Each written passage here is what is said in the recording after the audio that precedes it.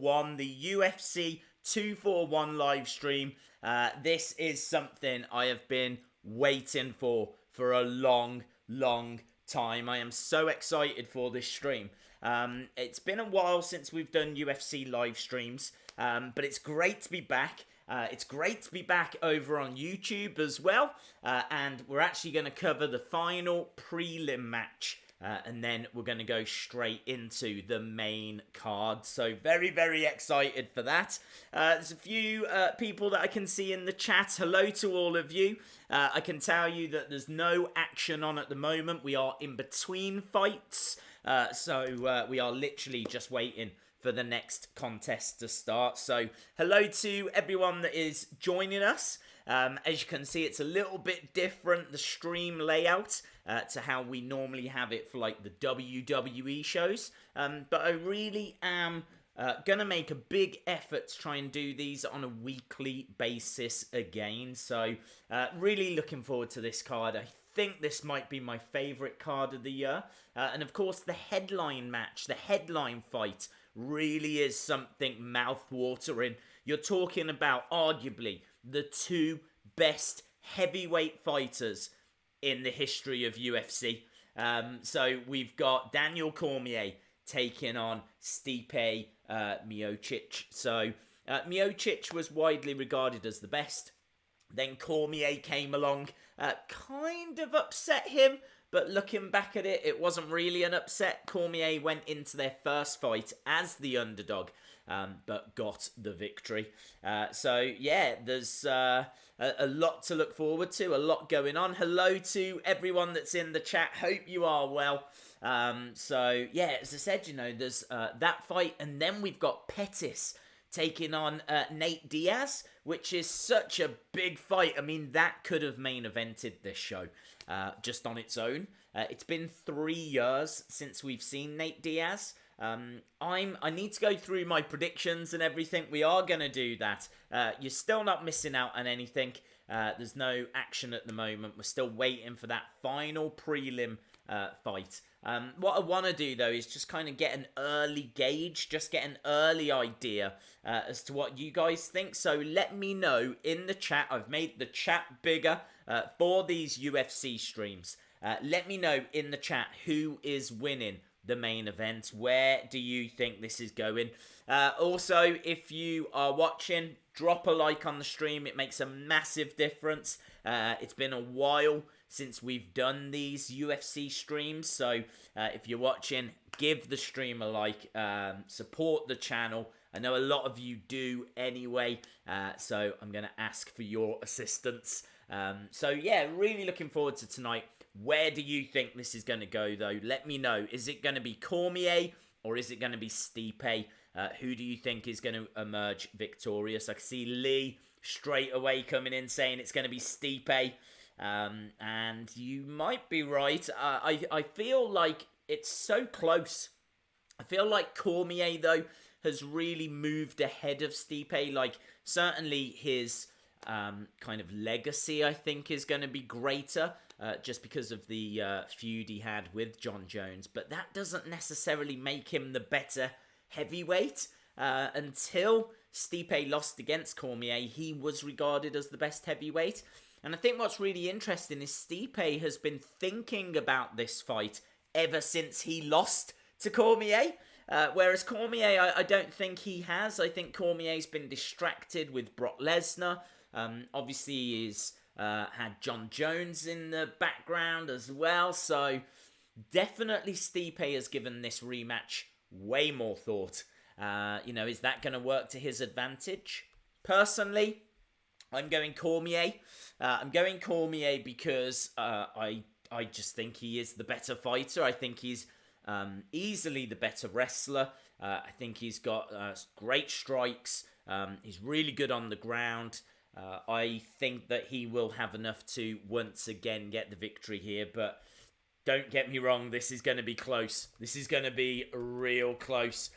So I cannot wait for that main event. And then we need to move on to Pettis against Diaz because that is also a dream fight. It's the co-main event. Another fight that could easily have main evented this card. So yeah, need to get predictions in for that. So let me know who you think is going to win that one.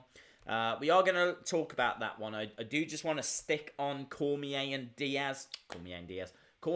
Stipe for the moment, because I think there's more to explore there. Let me jump over to the chat. The Fiend is coming. I don't think he's coming on this one. Jamie says that DC is going to be victorious, which I agree with.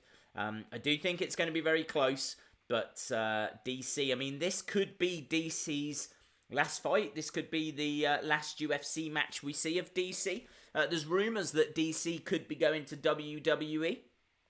Very strong rumours, actually. Apparently, he was meant to go for a commentary position last year. He said he was going to fight up until his 40th birthday. Well, his 40th birthday, I believe, was the start of the year. So his 40th birthday has kind of come and gone. A lot of people think tonight will be the final time that we see Daniel Cormier in action. I've got to be honest, I hope it isn't. I really would like one more fight after this. I would like that John Jones fight, of course. I don't think it's going to happen. And I think he probably will step away. And then there's every chance he goes to the WWE.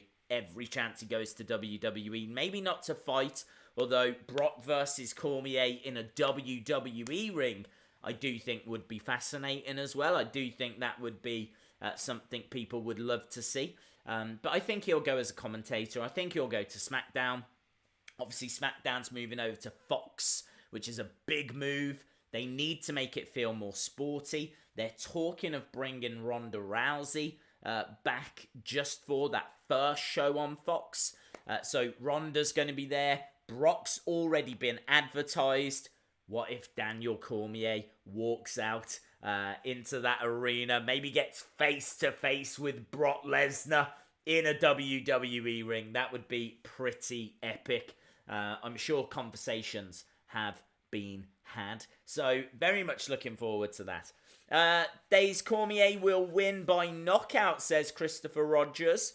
Bomsey says Diaz is going to win. Let me know on both of those fights. I want to know who you think's going to win out of Cormier and Stipe, and also Pettis versus Diaz. What I'm going to do is actually drop my predictions into the scroll at the bottom. So let me go through. I have got Heinisch getting the victory in the first fight, which is going to be an awesome fight, by the way. In fact, this whole card looks really, really strong. Really strong. I've got Sodiq winning in the second fight. I've got Romero winning in the third. Obviously, we'll talk about these fights as and when we get to them. I like to talk about the main event and the co-main event before we get to those. I've got Diaz winning in the co-main event. Now, I've kind of gone against the grain. A lot of people are saying that Pettis is going to be victorious there, and I totally see why. But I've gone with Diaz, and I've gone with Cormier as well. I'm pretty comfortable and confident on Cormier. But yeah, maybe not so comfortable and confident when it comes to Diaz.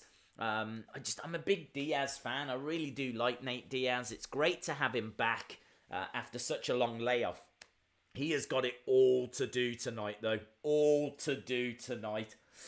Before we get to that, we have got Devontae Smith in action, taking on Karma Worthy. This is going to be our final prelim fight, so we can cover this one first. Talk about this, get this out the way. Obviously, we're getting ever closer to UFC 241, and then we can move on to those 5 fights. So this one should be a fascinating matchup, and we are underway. Round number 1, Smith versus Worthy. Smith coming out and firing in a few quick jabs here, but not a great deal landing. I can tell you that both have landed 1 total strike One significant strike. I think Smith just pulling ahead. King Cage, as he's also known. Smith, though, occupying the centre ground. It's Worthy, actually, that seems to be not backing away. Smith just trying to find a way in, going for a head kick. Nice block by Worthy. And, yeah, both guys just kind of feeling their way into this. We've already come in towards the first minute being down. Not a great deal thrown. I can tell you Smith, 3 significant strikes. Worthy has had 2. Obviously no takedowns or anything. Both guys just kind of trying to find a way in. But it's definitely Worthy that's standing his ground in the centre. And a few jabs kind of coming in, but nothing really landing at this point. Head kick there, though, by Smith, which was pretty good. That landed. We've got 3 significant strikes each. There was a nice right hand leg kick coming in. So seems to me like Smith is doing a lot of the work at the moment, but both guys have got 4 significant strikes each. Worthy still standing his ground in the centre. We've had 1 minute,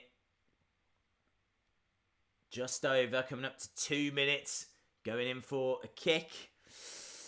Nate wins. People have a better vision of him because of his Conor feud. In reality, he's a .500 fighter.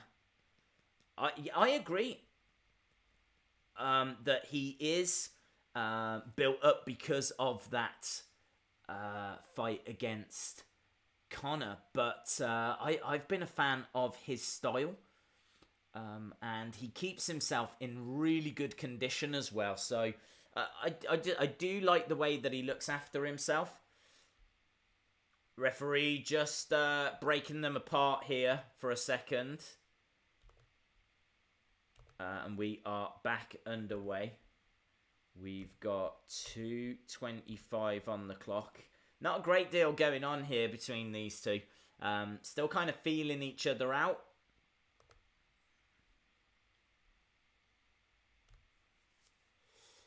Worthy still standing his ground. I can tell you it's 9 significant strikes to 8 from Smith. So Smith just ahead. He seems to be more of the aggressor for me. Worthy standing his ground in the centre. Just fired in a front leg kick there, but didn't land with it. Again, coming in with a right jab. Again, not landing though. And he is quite happy to stand his ground and let Smith kind of move on to him. But Smith not really causing a great deal of problems here. Worthy looking for an inside leg kick. Again, didn't get it. They are both on 11 significant strikes each, though. Just a couple of jabs coming in. Nice front leg kick coming in there by Smith. Really, really difficult one to call this. Really difficult one to call. I would say that I'd be giving it to Smith so far.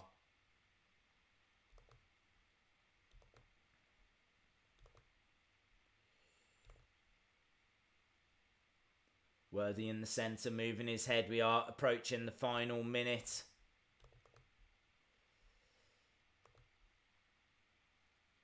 Worthy still standing his ground.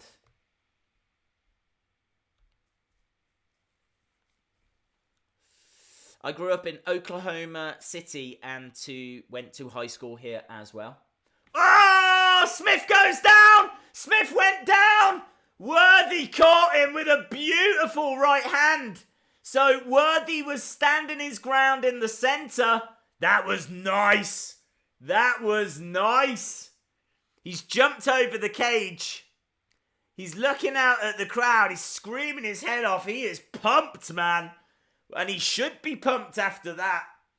Just dropping Smith with what looked to be a great right hand. I'll need to see a replay of that. They're just holding him back for a second so that Smith can get attention. Yeah, it might be a left that did more of the damage. So overhand right from Smith. It's really hard to see what Worthy got Smith with. So overhand right.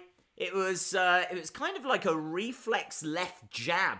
Just kind of caught him. Didn't seem to have a great deal of power. There's a right that follows up. So seems like 2 shots got through. A left followed by a right. The end result, though, even if it didn't look the most spectacular knockout, the end result is that he does drop Smith. They're still holding him back whilst Smith gets some attention. I think it's more the placement on the head as to where he made the contact. That's what it was. Lights out, man. It was lights out. I can tell you. 18 total strikes, all of those being significant for Worthy. Smith had 14, again, all of those being significant. And obviously it is Worthy that gets that knockdown. Really cool. Really, really cool. Not the uppercut. Nope. 1-0 on my prediction so far. Very cool. Yeah, all over. Hello to Chronic Wrestling. Thank you for stopping by, my friend. Really appreciate the support. If you're watching and you haven't subscribed, hit the subscribe because we are here for UFC 241. And obviously that is going to be coming up very, very soon. We're about 15 minutes away from the show beginning, and then it will be another 10 minutes or so until the show or what the first fight actually starts. But yeah, what a final prelim we witnessed there. We were round number 1, getting towards the end of it. Worthy seemed to have a game plan there. He was quite happy for Smith to bring the fight to him. He was quite happy just standing his ground, kind of counter-punching in a way, and just allowing Smith to walk onto him. Smith actually caught Worthy, and it was a reactionary kind of left shot, really, but followed by the right. It's hard to know which one did the damage. It was... both guys are up now, by the way. They just embrace in the centre of the octagon. He's still screaming his head off. It's a TKO round 1. Came in 4 minutes 15. And he is having a word with Joe Rogan. So Worthy now is on a 6-fight win streak. MMA record, 15 wins, 6 defeats. And he looked good. He looked good. Shout out to Bray Wyatt fan. Hope you are well. Hello to Mark William. Hope you're well, my friend. Days, what does your t-shirt mean?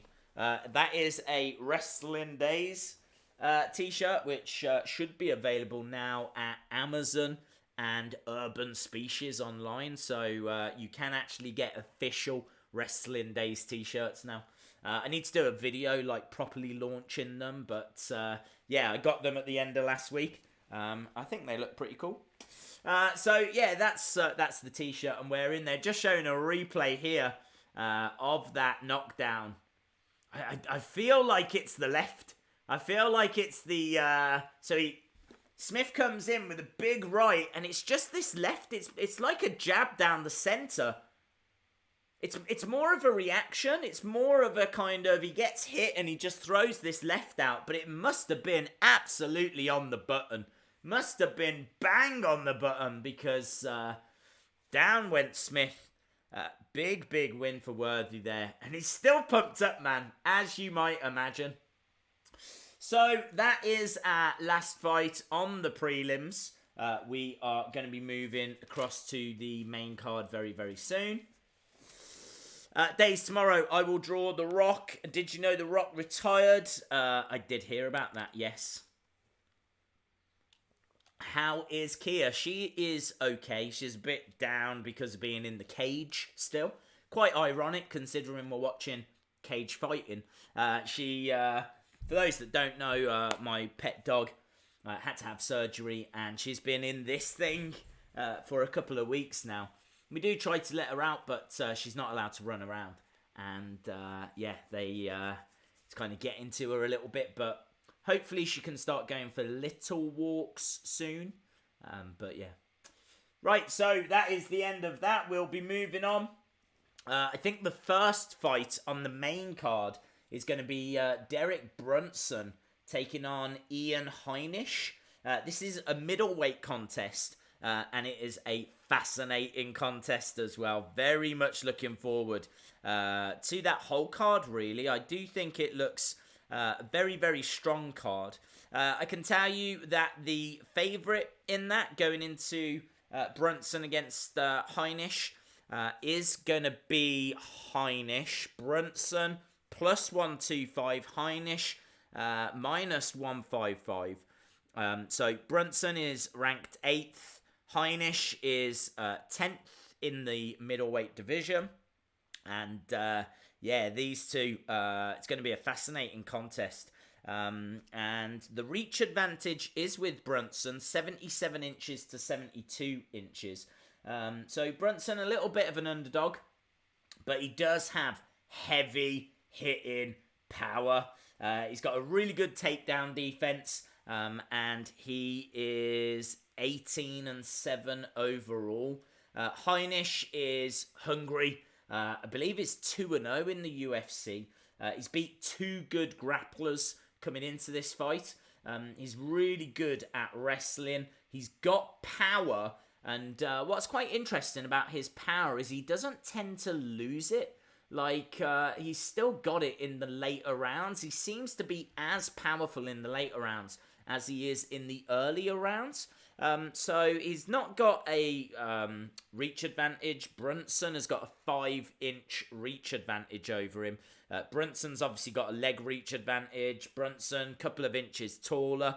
But he's older. I don't think he's going to be as quick. Heinisch has got fantastic wrestling skills. And so I am going for Heinisch on that one. So let me change over the graphic on this now so that we're ready for that fight. So Derek Brunson taking on Ian Heinisch. Let me know in the chat who you think out of Brunson and Heinisch, where you think that will be won, what rounds, what is it going to be, a stoppage, think it's going to be decision. Let me know in the chat.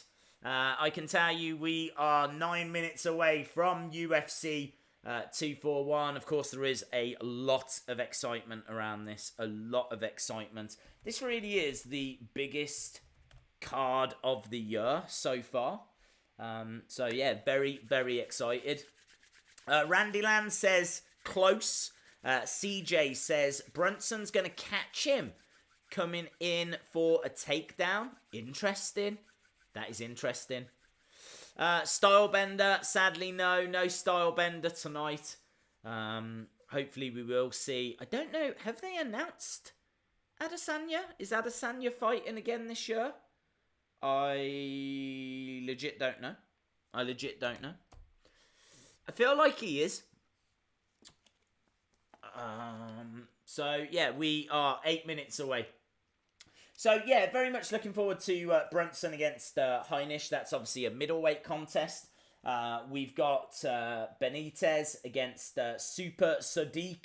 That is going to be a fascinating encounter as well. Honestly though, I think fight of the night could go to Romero against Costa. Romero against Costa, anything can happen. That is just going to be insane. These are two powerful knockout artists. I think Romero has got like 85% knockout percentage, and Costa's got like 90+% knockout percentage. So we are talking about power, precision. I mean, it could be a case of who catches who first. So it's going to be a fascinating encounter, that one. Anything can happen. I think it's going to be a great fight. And the only reason why that's not co-main event is because we've got Pettis and Diaz. And the only reason why that's not the main event is because we've got the heavyweights. We've got the rematch, the heavyweight championship rematch. So I would say those 3 fights at the top of the card are as good as anything we've seen in a long, long time. All of them are absolutely mouth-watering, and yeah, that whole card looks really good. Hey Days, I'm watching New Japan. Oh, very cool, dude. I've got Pettis, Stipe and Yoel. Okay. I've got Romero. I've not got Stipe. I'm sticking with Cormier. Pettis, I've gone with Diaz. I gotta be honest though, I know that Diaz is a bit of an underdog on this one because he's been out for like 3 years. So he's not been active. So yeah, it's going to be very interesting to see kind of what he comes back as. But the thing with Diaz is he's always in great shape. He literally lives in the gym. His conditioning is absolutely fantastic. So I've got no worries or concerns that he's going to be out of shape or anything like that. I've got no worries or concerns that he's not going to be ready for this. I suppose the only problem is that he's stepping in there with an absolute legend. So yeah, I can't wait for it. It's a real shame actually that is only going to be 3 rounds. The Pettis-Diaz fight, I would love it to be 5. I really do feel like Pettis is going to be the better in the early rounds. And then I think Diaz is going to come into it. So I'm very interested to see, can Diaz come back into that fight in a 3-round fight? If it was 5 rounds, I would be a lot more confident about Diaz. But I've still gone with him because I am a Diaz fan. So I think it's more out of hope than any kind of knowledge. So yeah, very excited anyway. This is a pumped up card. You're absolutely right, dude. It is a pumped up card. Thank you very much, Ed. Really do appreciate the support, dude. Costa is good. I can see Thomas there saying Costa is good. I completely agree. It's no disrespect to Costa, and this really could be the time where Romero gets caught, gets found out. He's kind of getting on a little bit in age now. So this could be it. This could be the fight. This could be the moment.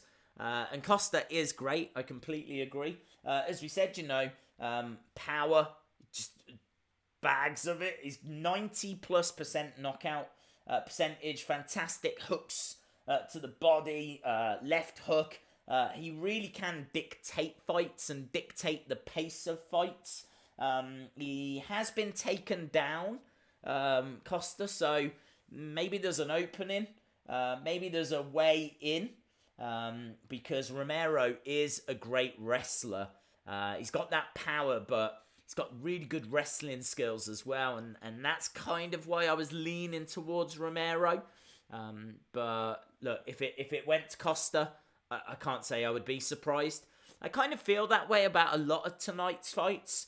Like, I don't know if, maybe except the main event, I really feel like Cormier's going to win. So if Stipe was to win, then I feel like that would be a shock for me. I feel like Cormier has just kicked on, even since these two last fought. I know Stipe is the man, regarded as the greatest before that Cormier fight, but I do feel like Cormier has kicked on. But we'll see. I mean, we'll get our answer later tonight. So, yeah, let me know your thoughts on the card, on any of those fights, because there's enough there for us to get excited about. Days, I am going to buy your shirt now. Dude, thank you very much. Really do appreciate that. It's, as I said, it's on Amazon. Should be available around the world. And if you're in the UK, I think you can also get it from Urban Species. So, yeah. They're just talking on screen right now about that Romero fight. They're just showing some of his previous encounters. He's just a beast, isn't he? He's just an absolute beast. Until he met the Soldier of God. Days is last match. Days is last match? What do you mean, dude? Days, buying your shirt now for me and my wife. Huge fans. Christopher Rogers, thank you so much. Really do appreciate that. Diaz, I could beat leg kicking a lot. You got to come in on Nate, kick him a lot. His forward jabs are lethal. Good point. My thought is that Becky Lynch is the man. It's a good thought. What time does it finish in the UK? That's a really good question, actually. It's normally a couple of hours, isn't it? 2 to 3 hours. So I think our scheduled time might be 3 hours. So we will start in a couple of minutes, which is 3 a.m. in the UK. So it looks like we might be going from 3 a.m. all the way through to 6 a.m. They don't normally last the full 3 hours. So we'll have to wait and see.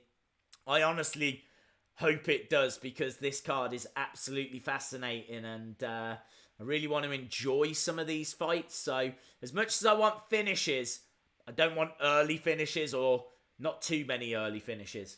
I really want to enjoy that main event. I don't want no early finish in that main event. I cannot wait for Cormier against Stipe. Jason Brown, thank you very much, my friend. Really do appreciate the support. Days, get some UFC figures.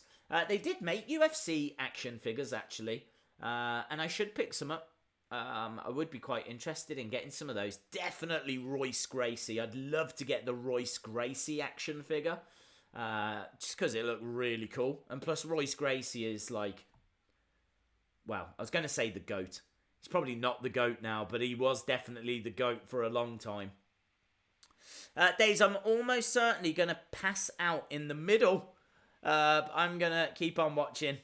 Thank you very much to Sean Flagstaff. Really do appreciate it. I think it'll be worth it if you stick with it, because we should have a lot to get excited about, and a lot for us to talk about as well. Just looking forward to that Brunson Heinisch fight.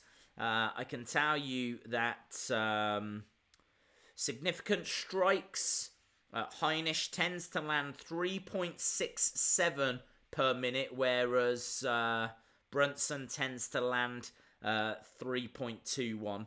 57% significant strikes for Heinisch, 44% for Brunson. Defense, 53 for Brunson, 52 for Heinisch, but Brunson's got a 2.6 takedown average, whereas Heinisch has only got 1. That's takedowns every 15 minutes. So you'd kind of look at that and say that Brunson obviously is the better at with takedowns, but it looks like Heinisch can land more significant strikes. So I think it's going to be a very interesting encounter. I've got Heinisch picking up the victory in that first fight. As we said, it's in middleweight, and I think Heinisch is the favourite going into it as well. So we will have to wait and see. What do you think about Conor's recent actions? Do you think he will be suspended?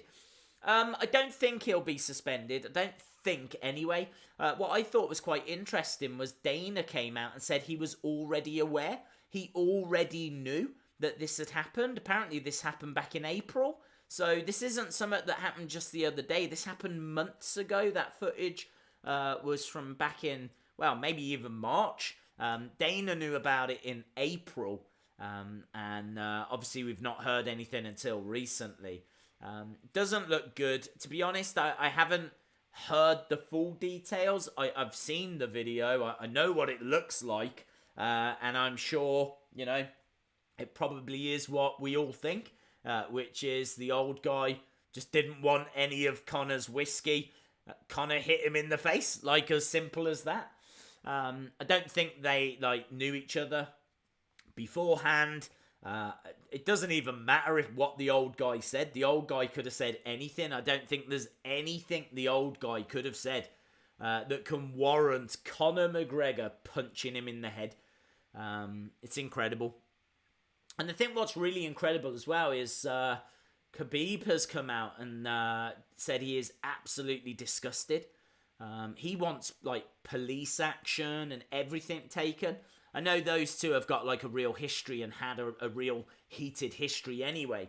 But yeah, I genuinely believe he was genuinely disgusted by what he saw, because I was as well.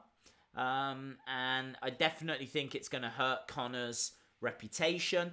I don't think it's going to permanently hurt Conor's reputation. He's such a showman. I think he can bounce back from it, but I have seen clips of people online with their whiskey, their Conor whiskey, tipping it out, like saying they just can't support him anymore. So definitely Conor is going to suffer as a result of that video. But how much is he going to suffer? I don't know. Days, in your opinion, should John Jones move up to the heavyweight division? I think John Jones... Look, I would love to see John Jones against Cormier again. I don't think we're going to get that fight. I don't think Cormier wants that fight. I think Jones would. I think Jones would take that fight, but I don't think Cormier does. So I would love to see it. Obviously, Jones would have to step up in order for that to happen. But I'm not sure. I don't think that fight will happen. I feel like Jones could, because I think you've got to look at that heavyweight division. If Cormier retires, who have you got up there, really? Who have you got up there? I don't see Jones really struggling against any of the heavyweights. So, I suppose it would set up Jones against Stipe. You could do Jones against Stipe. That would be a big fight. But I think a lot of it depends with how tonight goes. I think tonight will be the last time. That we see Cormier. But we'll have to wait and see. Either way, it should be a very, very exciting evening. Just a dumb thought, but if Kevin Owens started winning matches by knockout, he could be known as Kevin Owens, King of Knockouts. Triple KO. That's cool. And a liability. Has it started? The show has started, but no fights have started yet. The first fight we've got coming up, we've already done a bit of a rundown of it. It's going to be Derek Brunson taking on Ian Heinisch. Kind of run through both fighters, had a little bit of a chat about them.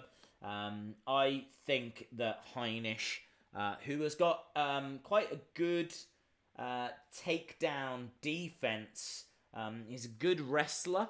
I think he's going to have too much for Brunson.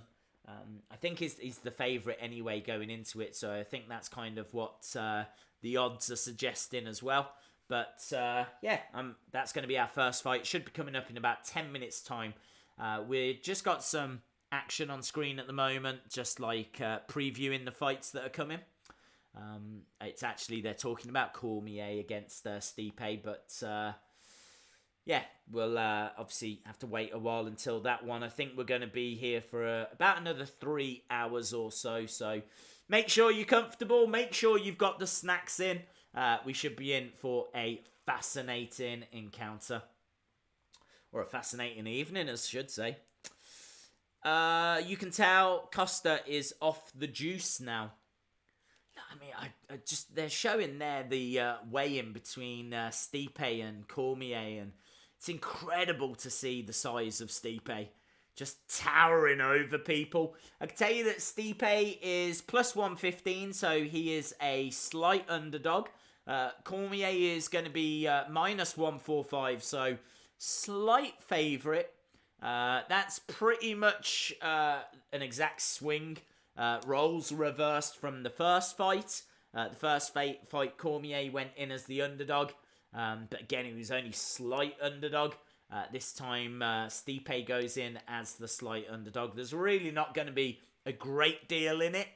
And I think really what's going to be quite interesting, just talking about the main event, is going to be the fact that Stipe has been eating, sleeping, drinking, breathing, just constantly thinking about Daniel Cormier. He wants his belt back. That's what Stipe has said. He wants his belt back.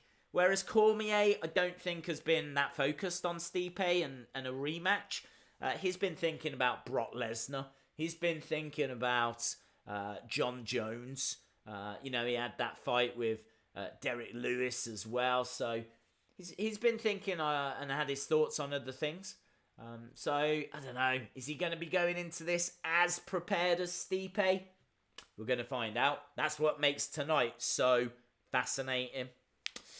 Luke says, I'm from Ireland, and as much as I loved Conor McGregor, I think it was completely disgusting that he would punch an old man. I know. And I think it's seriously going to hurt his reputation. It's a really good point. I totally understand why you feel that way. I think many other people do as well. I think it will hurt his reputation, but I also think he will bounce back. You know what it's like when there's a fight and he starts talking and, you know, he starts making people laugh and the media are like getting behind him, and, you know, he's going to come out and he'll show remorse and he'll talk about being in a bad place and talk about, you know, having a family and maybe transitioning from the ring to more of a family man, and he was struggling with not fighting as regular, and he'll come out with all of these different excuses and things, and then he'll, you know, throw in a few quips, he'll make people laugh, obviously he'll do crazy numbers for, you know, if he does fight again in the UFC, and he'll have the full weight of the UFC behind him because they need people like Conor. They need people that can generate those kind of buy rates. Conor has got great pull in the UFC. So, you know, I just think like it will hurt him. It is going to take him a while to kind of bounce back from this. But I think he can bounce back from it as well. To be honest, I mean, like, I was a Conor fan. I don't care if he bounces back from this or not. I think it was absolutely disgusting. I wouldn't want people to get the impression I'm trying to defend Conor McGregor. I'm just trying to say that I can see him bouncing back from it. That's my only point. Shout out to KJ. Chris with a good point saying, I'm worried DC's age is going to show. I don't know if it'll happen tonight or not, but I am worried about him. Well, DC has been very vocal about saying that he wants to retire and wanted to stop when he hit the age of 40. He's got past that point now, so really he shouldn't be having this fight. He should be done, but I think he wanted that big encounter, didn't he? He wanted that big final fight. You know, there was big rumours it was going to be against Brock. And really, you know, this could have been tonight. Tonight could have been Brock Lesnar against Cormier had things gone differently. That's not the fight that we're getting. Brock has decided to stay with WWE. And as a result, we're getting this rematch instead. I mean, I got to be honest, I think it's still an exciting fight. Maybe it's not going to bring in the casual fans like Brock Lesnar would have. But I think from a fight point of view, I think for real UFC fans, this is undoubtedly the better fight.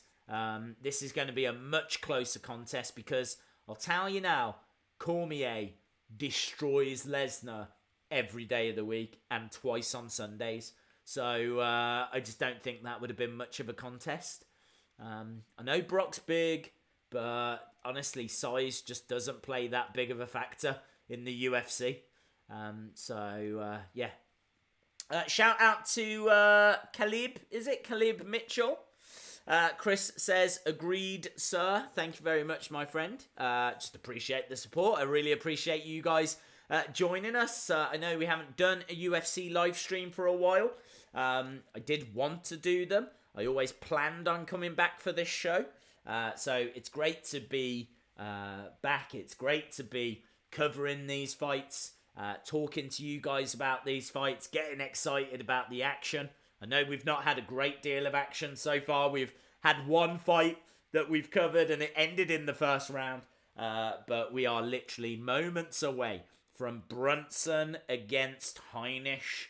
As we said, should be a great fight. A close fight. Genuinely should be a close fight. I've gone with Heinisch, but I don't think Heinisch is going to come out and win this in like the first round. I think it's probably going to go into the second round at least. Brunson's got lots of experience, and I think that will work in his favour. Although saying that, Heinisch is hungry. So let's see. He might try and force the fight. Take the fight to Brunson. Make him uncomfortable. So yeah, fascinating stuff. Agreed. You are my favourite YouTuber. Thank you very much, dude. How excited are you that the Khabib Poirier pay-per-view starts at 8 p.m. UK time because it is in Dubai? I gotta be honest, it doesn't bother me about start times in the UK because I'm so used to live streaming WWE, and they always, 99% of the time, start at 1 a.m. So it's just not a problem. So Heinisch making his way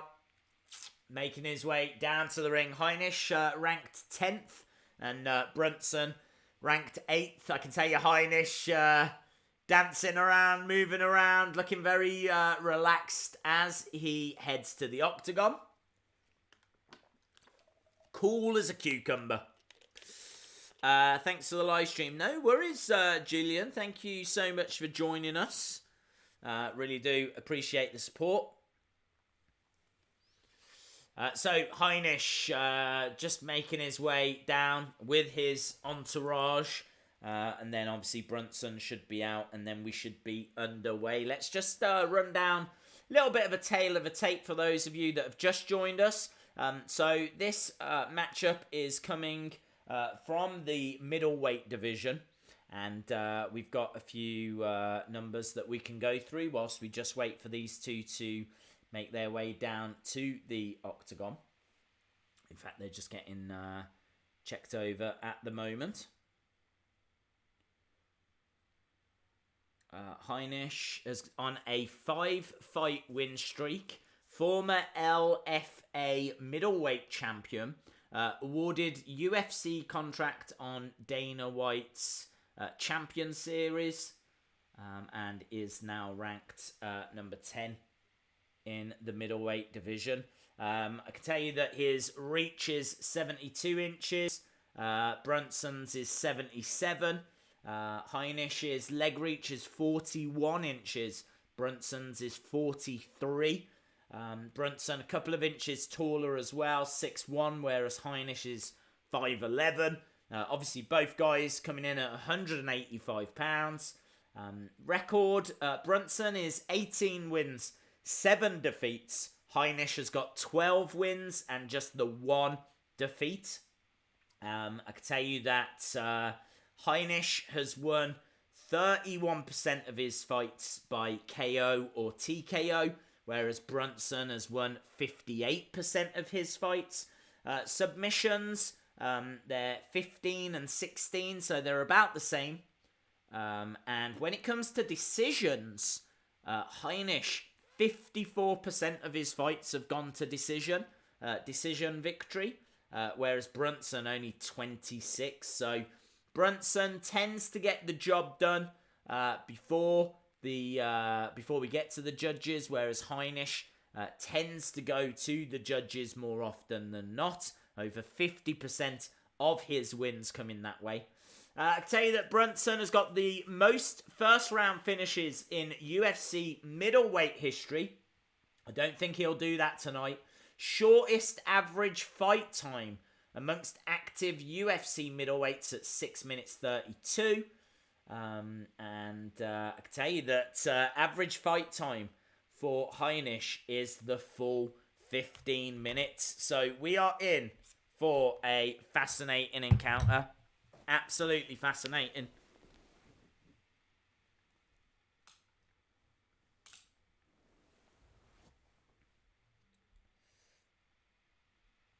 Let's go over to the clock. You sound like you're from Birmingham. I am from just outside of Birmingham, actually. My family are from Birmingham, so yeah, you're not wrong. They're just putting the graphics, the info that we just went through on screen for people to see, so we've covered all of that. We should be getting to the announcements now. Here's Bruce Buffer. So we will be underway very, very soon. Let me know in the chat, who do you think will be victorious here? Are you going for Brunson or are you going for Heinisch? Who do you think is going to win on this one? Get your predictions in, because then you can gloat after if you got it correct. Brunson or Heinisch, which way are you going to go?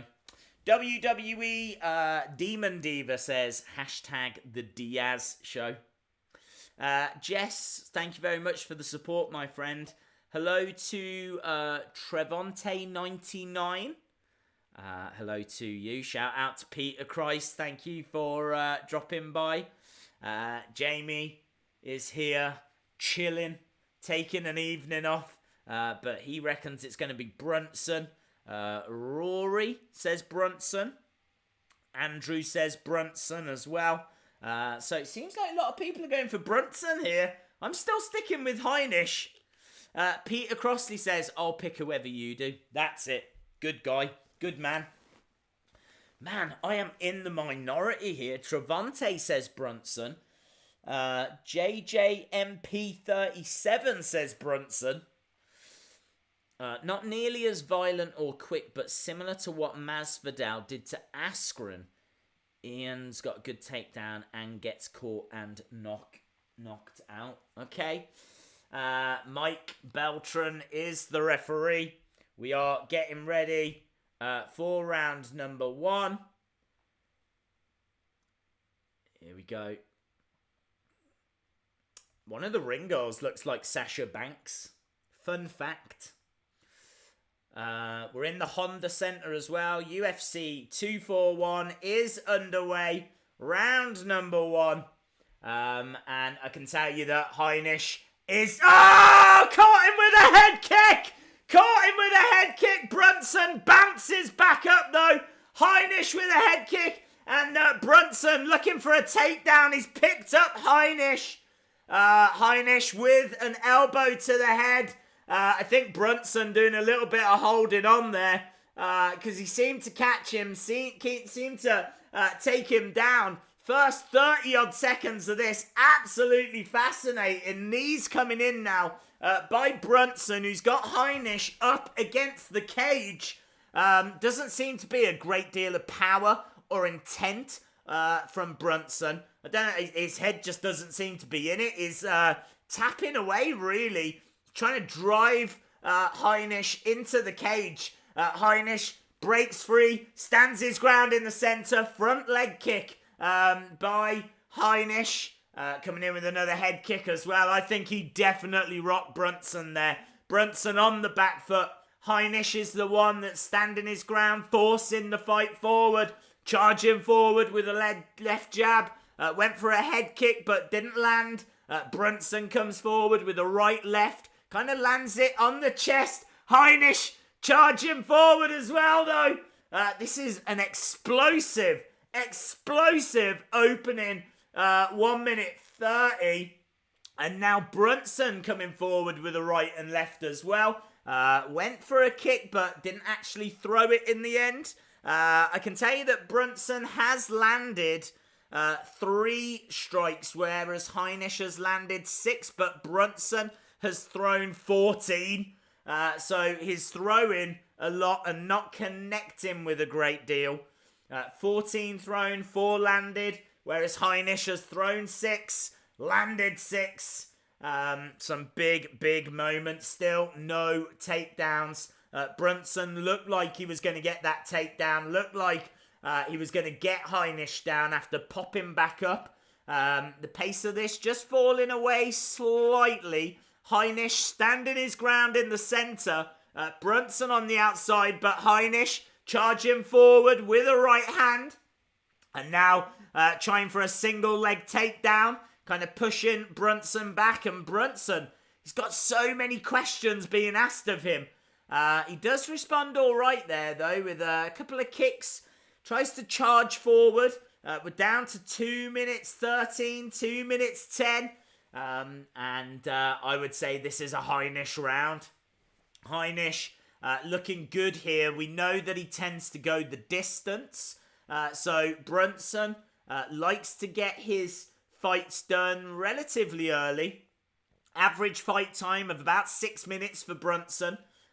We're slowly edging towards the 1 minute 30 mark left in round number 1. Heinisch kind of still bringing the fight to Brunson. Brunson counter-punching 1 and 2. Head kick gets blocked by Heinisch. Heinisch trying to see if there's a way through, but Brunson goes for that single leg takedown. He's got Heinisch backed up against the cage. He's got one of the legs, and Heinisch is trying to throw some strikes into the head. Brunson not letting go of that leg, not letting go, but does now. Knees coming in from Heinisch, who's backed up against the octagon. We're approaching down to 1 minute 5. Brunson kind of really driving the shoulder into Heinisch, and Heinisch breaks free. Looking at the stats, Brunson has thrown 16 strikes, 17 now with 7 landing, whereas Heinisch has thrown 16, 14 have landed. Still no successful takedowns. Lots of head kicks coming in from both guys. 30 odd seconds left in round number 1. For me, this is a Heinisch round, and Brunson's still in there, still looking good. But I think the longer this goes on, the more I favour Heinisch, but just got caught there by Brunson. Went in with a head kick.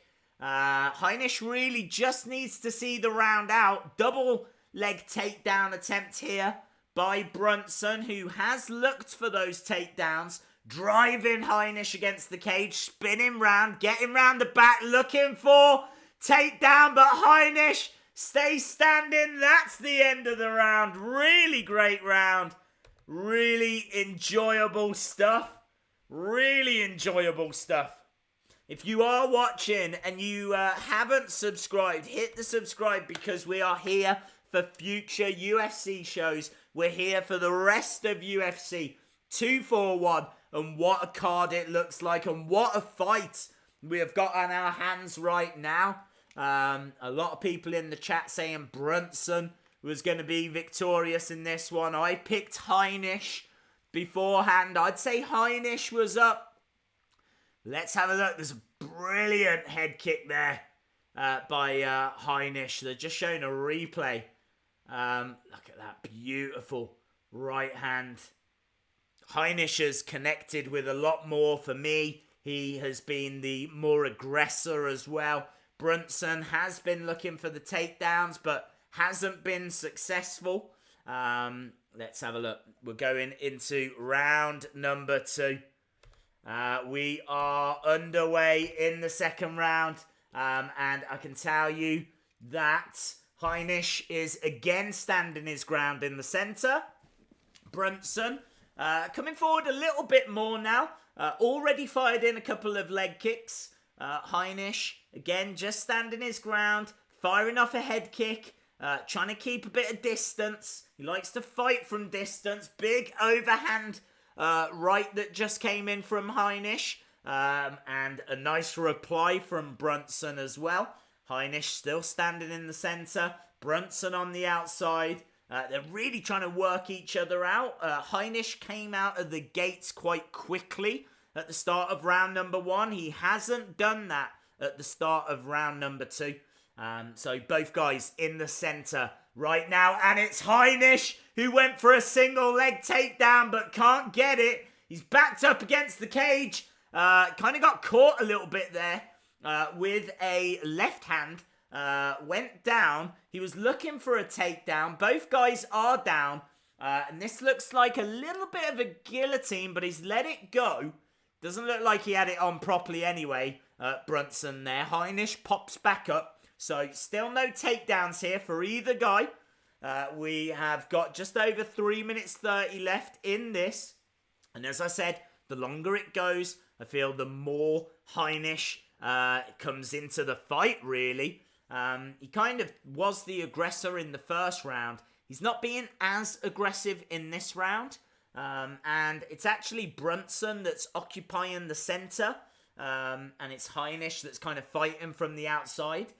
So Brunson is starting to throw a few bombs. Heinisch goes down. It was more of a slip. He was looking to take the legs whilst he was down as well. Big right hand crashes against Brunson's head. Heinisch back into the centre ground now. Standing his ground, trying to find a way through. Shot to the body by Heinisch. And not a great deal going on here. I can tell you that Brunson has thrown 32 strikes. 18 have been significant, whereas Heinisch has thrown 20. 18 have also been significant. So Heinisch much better at getting those significant strikes through.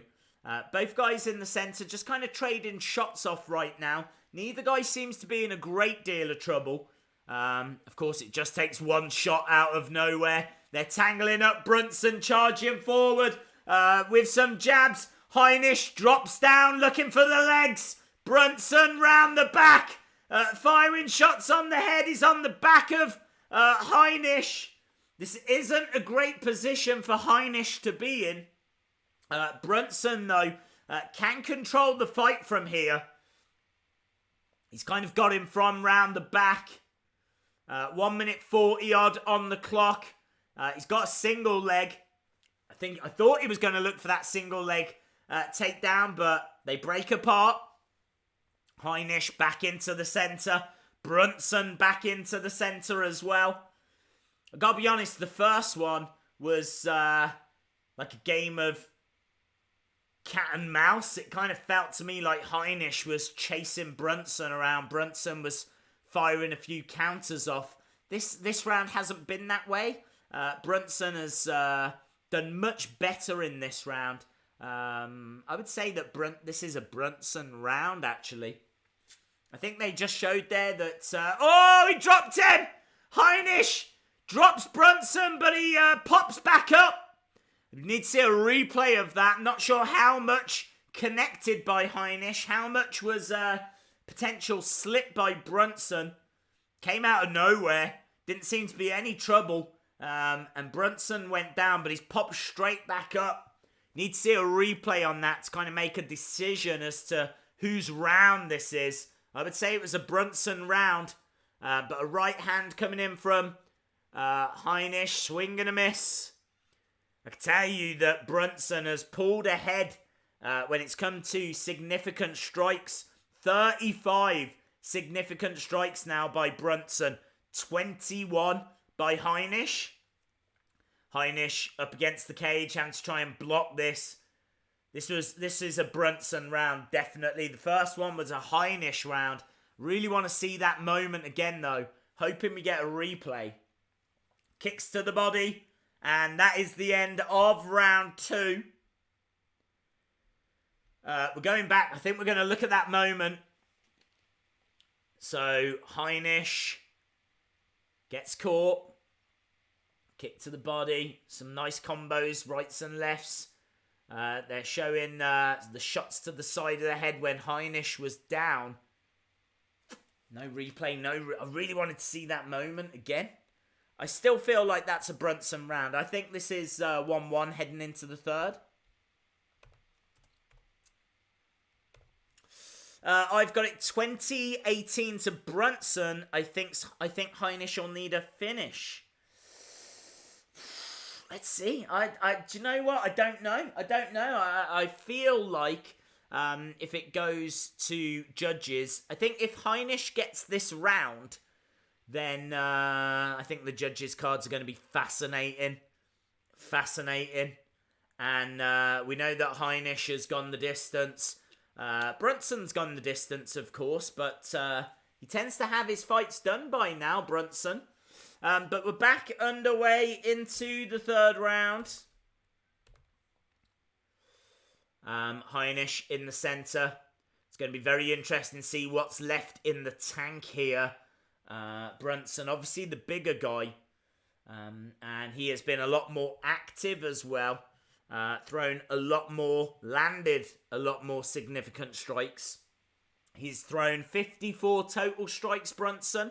38 of those have been significant, compared to Heinisch, who's thrown 28 and 25 have been significant. He's round the back, and he gets a takedown. Brunson with a takedown. That's a big moment. Big moment for Brunson there. That's going to look good for the round 3 cards. So into a clinch, backing up against the cage. So Heinisch backed up against the cage. Brunson just putting his weight on him. Knees coming in now by Brunson. And big moment to start the third round there with a takedown. As we said, that's going to look good for Brunson. Heinisch has definitely got it all to do. I felt like he had the first round. He was easily outpointed in the second. And now he's just been taken down. So the longer this goes on, the more Heinisch is going to need some kind of a finish. He's got it in him. He can definitely do it. He is in there, though, against a veteran. He's in there with someone that's got plenty of MMA fights under his belt. Not a great deal being thrown right now. Both guys in the centre. And looking very comfortable. Heinisch went for a double leg takedown. Wasn't successful, but it was worth a try. A few shots to the body as well. Brunson with a couple of counter punching. Shot to the chest by Heinisch. Into the clinch, Brunson. I think Brunson's got... Oh, and another takedown. Second takedown for Brunson. And Brunson just being very, very clever here. Very, very clever. Not looking for any kind of finishes. Just ticking over those significant strikes. Getting those 2 takedowns. This is where that ring psychology, that ring technique comes into the clinch again. Both guys look absolutely shattered. Both guys look like they've given it a lot here. Heinisch, he seems all right, but you can tell that he's given a lot. So is Brunson. It's hard to see where a finish is going to come from. Neither guy really throwing any kind of flurries or 1-2s or combos. Not a great deal being thrown. It looks like heavy hands in there right now. Heavy, heavy hands. 1 minute 50 odd on the clock. Couple of jabs coming in by Brunson. Feels like the pace of this has really fallen away. I think Brunson really has pushed Heinisch to the limit. Kicks coming in from Heinisch. He's got to find something. I really feel like Heinisch just doesn't want to get knocked out. He's not really forcing a great deal here, but then neither is Brunson. Brunson quite happily defending, knocking a few shots away as Heinisch steps forward. Kick to the body, nice counter by Heinisch with a jab. 52 significant strikes for Brunson, 36 for Heinisch, 2 takedowns for Brunson, none for Heinisch as we enter the final minute. We're into the final minute here. Kick to the body. Kick back. There's just nothing in these arms. They're kind of leaning on each other more than anything else. Brunson trying to G himself up. Trying to find something. Trying to get the crowd going. Trying to just get a little bit going inside of him. Unless he gets caught, I think this will go to Brunson. Who, for me, really came into this in that second round. Gotta be honest, disappointed in Heinisch here. I felt Heinisch would have more in this third round, but he's looked absolutely spent. Absolutely spent in this third round. We're into the final 10 seconds. Smile on the face of Brunson. I think Brunson's going to get it, and that is the end of the fight. Heinisch throws his hands up more in hope, I believe, than anything else. We're going to have to wait and see. So, I think that'll go to Brunson. 60 significant strikes to 40. 2 takedowns to none. Heinisch, I thought, had the better of the first round. Rounds 2 and 3, I would give to Brunson. I don't see anything here but a Brunson victory.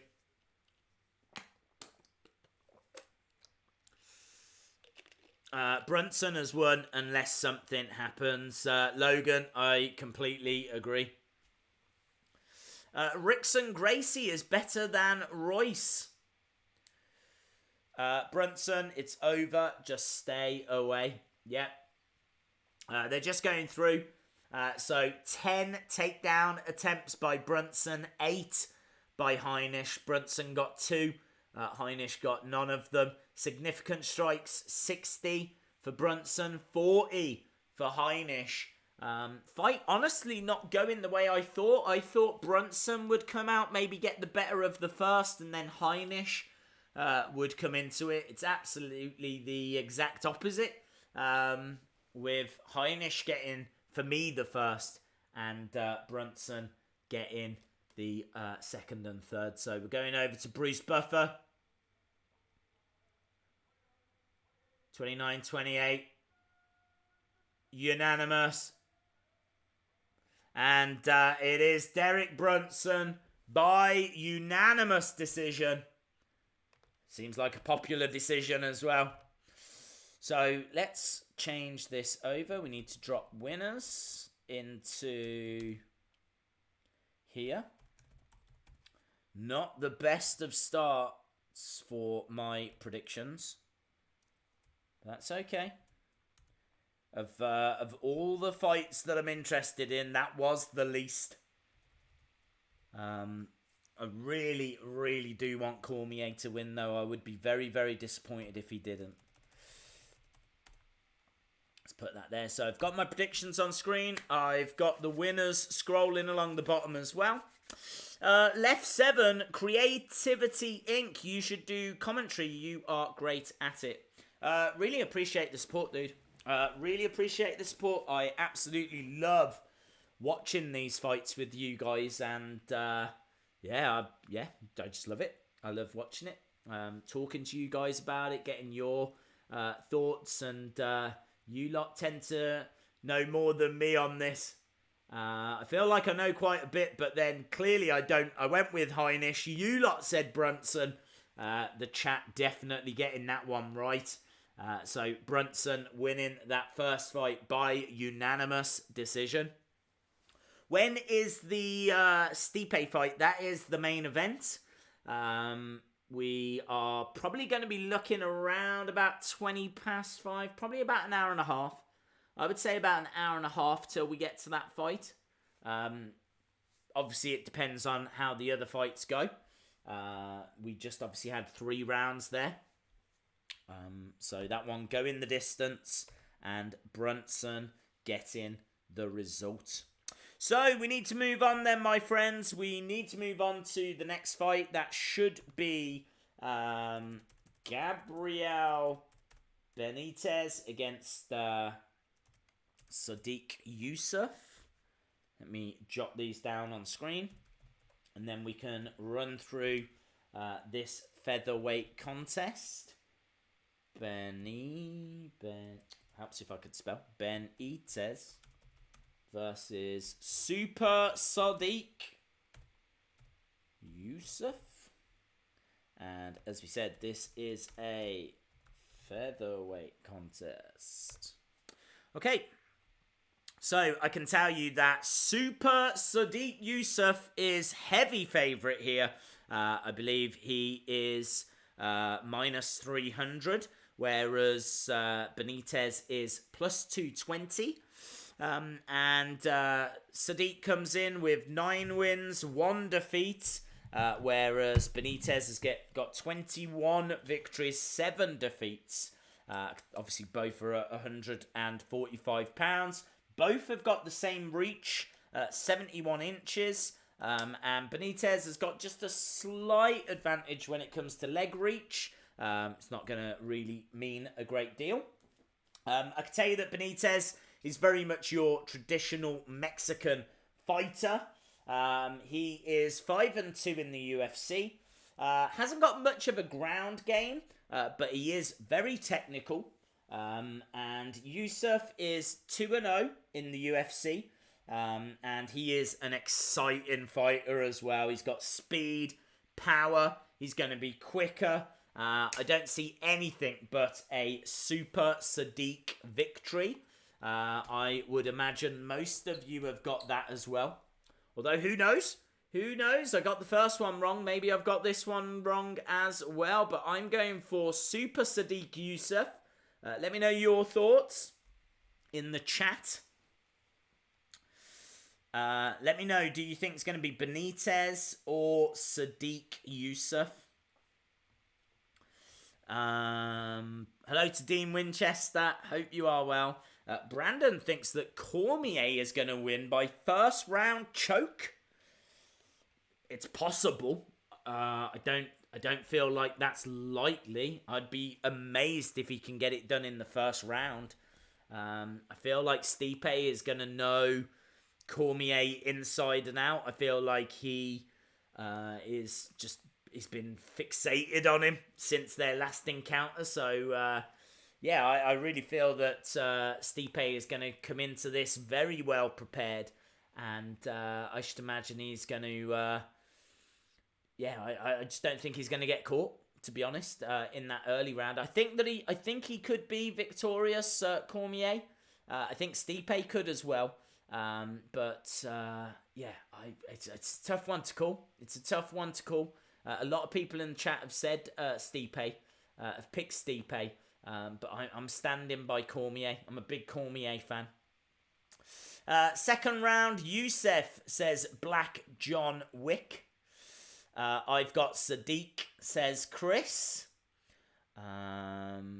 See you later, Jamie. Thank you for joining us. Really do appreciate it. I'm just going to go with what you are going for so that we are both winners. Well, that didn't work in the first fight, did it? That did not work in the first fight, but I'm confident with Sodiq on this one. Should be a great fight. It's going to be a stand-up fight. As you said, Benitez hasn't got much of a ground game. Youssef is coming into this with speed and power. So I don't think this is going to go down to ground. I think they're both going to stand. I think they're both going to throw. I think we should get a finish. I don't think it's going to go to decision.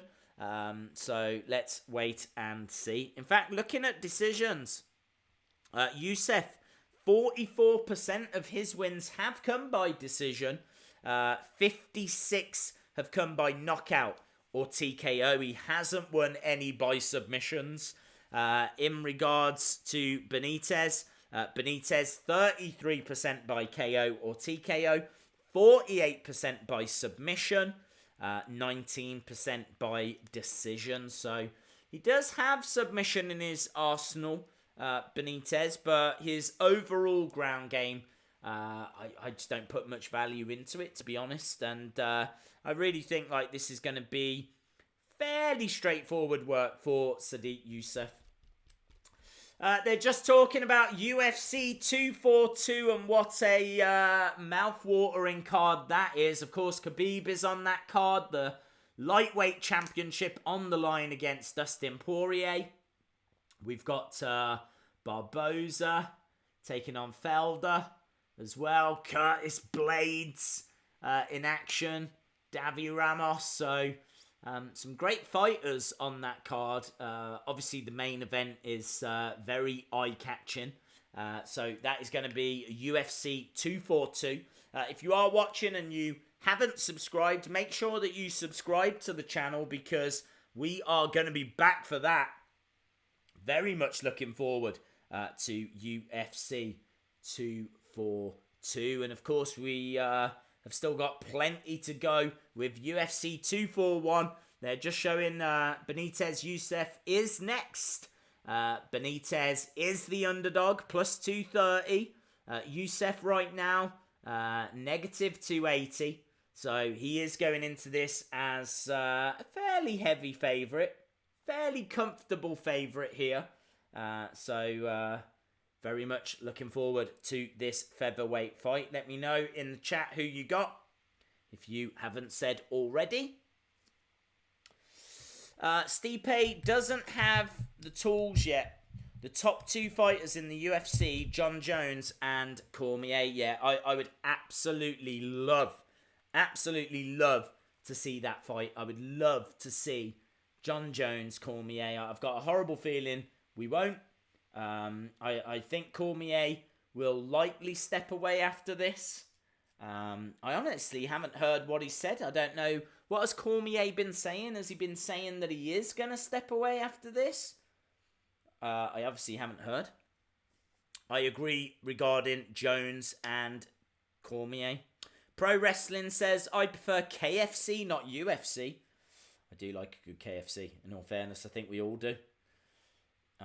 But I do like a good UFC as well, so maybe both at the same time, UFC and KFC. Khabib or Poirier, I am going with Khabib. I am going with Khabib on that one. I honestly don't know who can beat him. Definitely don't think it can be Poirier. But I'm looking forward to it. And I'm looking forward to this as well. Benitez against Youssef. As we said, should be underway soon. I think, are we going to get the ring walks now? I don't want to see Jones-Cormier match again because it will end in a drug violation. Yes, you're absolutely right. Only maybe this time it'll be Cormier. Who knows? Who can say? So we have got the Nigerian flag being shown. So that must mean that Super Sodiq is on his way. And he is indeed. Super Sodiq Youssef making his way down from Lagos in Nigeria, wearing a Nigerian headband.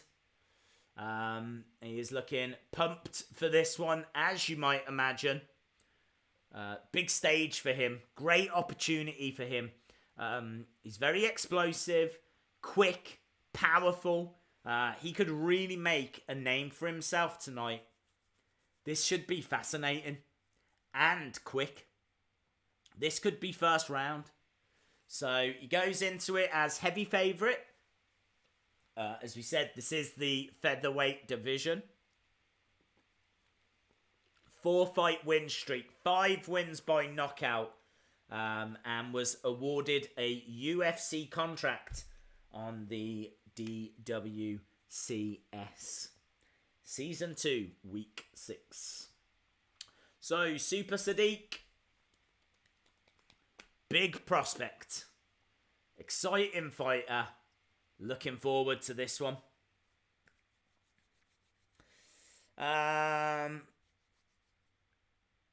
Romero, Diaz, and Stipe. Dante's guide, I am with you on that, except for I've gone for Cormier. Let's wait and see. But it should be a fascinating main event. Really am looking forward to that. So, Super Sodiq is inside the octagon now. Benitez is making his way down.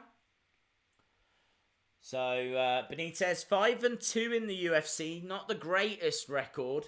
Fighting out of Tijuana, Mexico. And looking very confident, as you might imagine. Let me know if you haven't already. Who have you got on this one? Have you gone for Super Sodiq or have you gone for Benitez? What really excites me is this should be a great fight, but we really get to the juicy stuff after this. The next fight after this is going to be Romero against Costa. And out of all the fights, that is the one. That is the one that's going to bring the fireworks. So really looking forward to that. Great to see Diaz again. So looking forward to Diaz against Pettis. And then, of course, we've got the main event. So we're really getting into it now. Back-to-back wins for Benitez. Highest striking defense in UFC featherweight history, 73.2%. One of 11 slam knockouts in UFC history. It will be interesting. Where are you from? I am from the UK. Stipe for the win. Greatest UFC in Saudi Arabia. What? Yes, Diego Costa fight. It's going to pro wrestling. It is going to be amazing.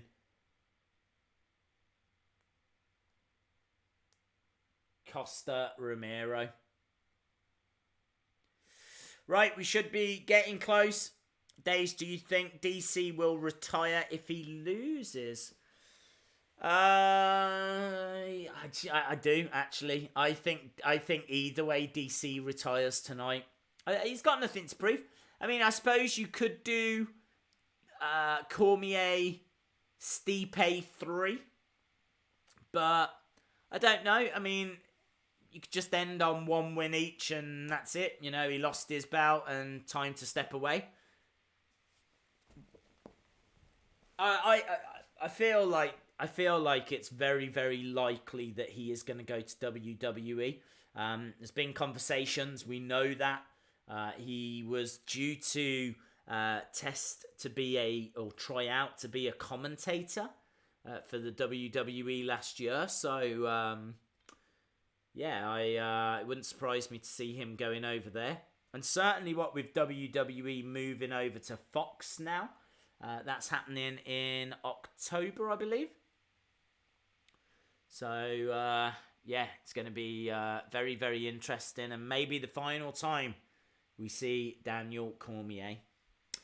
Right, we are getting close to the action. Both guys are in the octagon. Herb Dean is the referee for this one. And both guys into the center. Round 1 is underway. Youssef straight in, firing off a few shots. He's already getting Benitez. Oh, he's catching him already. Benitez is having to back away. Benitez coming in with a few shots of his own. Benitez has actually landed more significant strikes. Although Youssef is pulling ahead, he is peppering him with rights and lefts to the head, getting through, pushing him back against the cage. Smile on the face of Benitez. You really do feel like this is going to finish in this round. Both guys throwing stuff here. Benitez having to move. He's got a bit of problem with his eye as well. Just having to kind of pick something out of his eye. He's been caught a couple of times in the eye already. Beautiful kick to the body by Benitez. Landing on Sodiq. Super Sodiq has had 9 significant strikes. Benitez has landed 8. Super Sodiq hitting with the 10th there. Stepping forward. Smile on the face of Benitez. I think Benitez has got a cut. Can't quite see, but it looks like a cut. Kick to the leg as well. Kind of taking the base away from Benitez there. So Benitez is getting shots fired in everywhere. He's got leg kicks to try and contend with. Shots to the head to try and contend with. I think he's got a busted eye already to try and contend with. And it is. You can see the blood. Blood above his left eye. And Sodiq, there's not a flurry of shots coming in, but just really good shots coming in. 12 significant strikes each. So on the significant strikes, you would say they were even. But I would say that Super Sodiq has definitely been the one that's been forcing this fight on the front foot. You've got Benitez kind of on the back foot here. Coming forward, swing and a miss. Doesn't connect with that. We have got 2 minutes 40. Super Sodiq coming forward with a right and left. And he really is backing Benitez up. Benitez with a smile on his face. Big strike back. He is getting through. Both of them are getting through. Super Sodiq standing his ground and goes down. Sodiq goes down. He pops back up, but Benitez with a flurry of shots. Sodiq just dropped down to one knee there. I can tell you Benitez with more significant strikes in this round. Still 2 minutes to go. And it's anyone's round right now. Sodiq needs to put a few combos together here. Really find his mojo. His eye is closed, Super Sodiq. Sodiq's eye, I think it's his right eye, was shut then. Can't see it now. Looking to see if there's a problem there. Looking to see if there's any swelling or anything. that might be causing his eye a problem, but he did get caught. He got caught, he went down, he bounced straight back up. There's now a lot of blood coming down the side of the face of Benitez. I feel like there's blood, definite bruising and swelling on the face of Youssef as well. These two have connected hard with each other. They've kind of traded a lot of shots. 28 significant shots for Benitez, 20 for Super Sodiq. The right eye of Sodiq is in trouble. The left eye of Benitez is in trouble. We're into the final minute here. Not a great deal being thrown at the moment. Oh, he goes down! Benitez down! Benitez, the ref's gonna stop it, and he does! And he does! Super Sodiq! Super Sodiq Youssef! Out of nowhere! There wasn't a great deal being thrown, but he found a way through. Benitez goes down. Super Sodiq throws his arms out, hand in the air. That was a war. That was a real war that they were in. We said that we felt we were going to get a first round stoppage. We got that. It really went through to the tail end of the round. They're showing a replay here. Sodiq backed up against the cage. Comes round with a right. Beautiful. It's just really, I don't even think Benitez saw it. I don't even think it was in his vision. It was real. Round the houses. Went all round the arena, that one. Caught him on the cheek. Goes crashing down. And then bang, starts unloading. Hammer fists. Herb Dean had no choice. Benitez wasn't offering any kind of defense. And then Super Sodiq throws the arms out, takes a second just to drink in that moment, just to take that moment in. Benitez is back up on his feet, very frustrated with himself. He knew that he was making inroads there, Benitez. He knew that he was getting through. But he got caught. Simple as that. He got caught. He went down. He wasn't defending himself. And Super Sodiq, the heavy favourite, emerges victorious. Yeah, amazing. Thank you very much, Pro Wrestling. Really do appreciate the support. So that is one that we got correct. Super Sodiq just having a chat now with Joe Rogan. And what's very exciting here is we are now moving to the 3 juicy fights. The 3 fights I was looking forward to the most. Arguably the best fight on this card. Romero against Costa. And then we've got the co-main event, Pettis against Diaz. And then, of course, we've got the main event of Cormier against Stipe. So, just showing a replay of that knockdown. It was a beautiful moment. Really, really interesting first round. There was a lot happening there. I can tell you that Benitez had 30 total strikes, 30 of them being significant. And Youssef, 25 total strikes, all of them being significant as well. Obviously no takedowns, but one beautiful knockdown. Referee coming in, Herb Dean, stopping it there. First round. That is that. So we need to change this over because time waits for no one. And this next fight is going to be absolutely fascinating. Yoel Romero is going to be taking on Paulo Costa. And that is going to be in the middleweight as Youssef stands in the ring taking pictures. I can tell you that Arnie is there. Arnold Schwarzenegger is in attendance.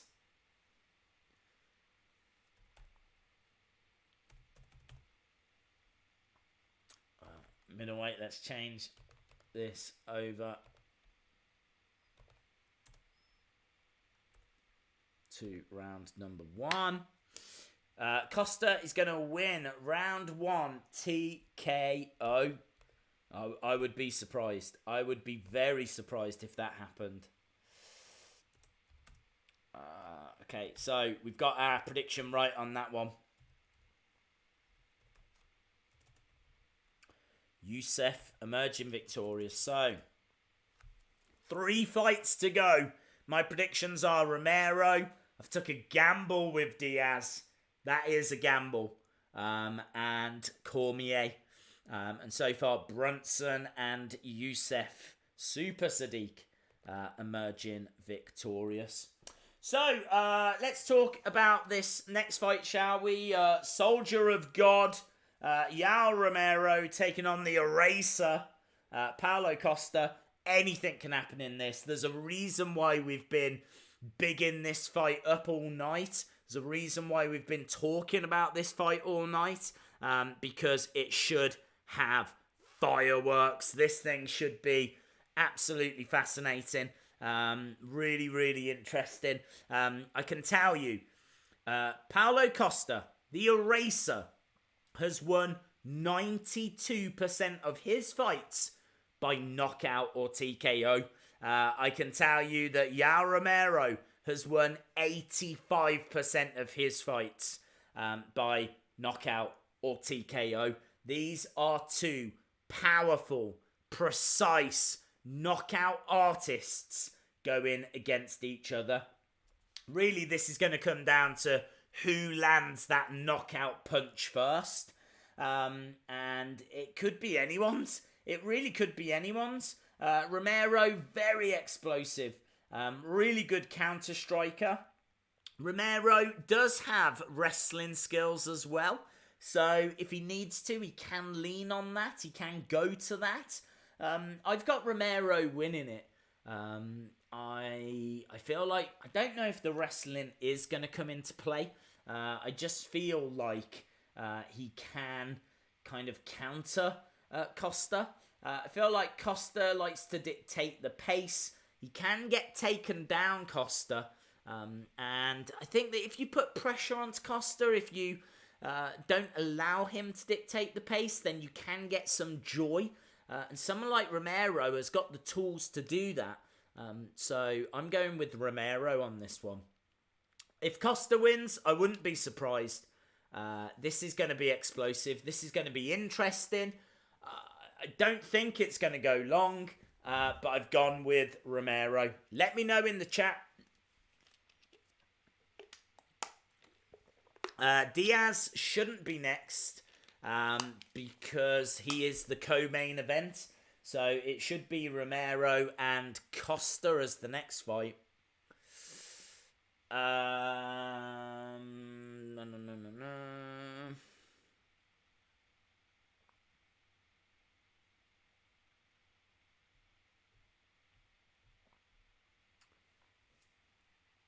Is it on Twitch? No, I don't believe so. It is on BT Sport here in the UK. And is it ESPN Plus in the US? I gotta be honest, it's really weird. The previous UFC events have been behind like a paywall. They've been like proper pay-per-views here in the UK. And this one isn't, which is really confusing. I don't know why this one is not pay-per-view. I don't know if the next one's going to be pay-per-view, but I feel like they are pay-per-view. I think they're ESPN Plus, aren't they, in America? But yeah, this one isn't for us here in the UK. Days, I want to see more energy.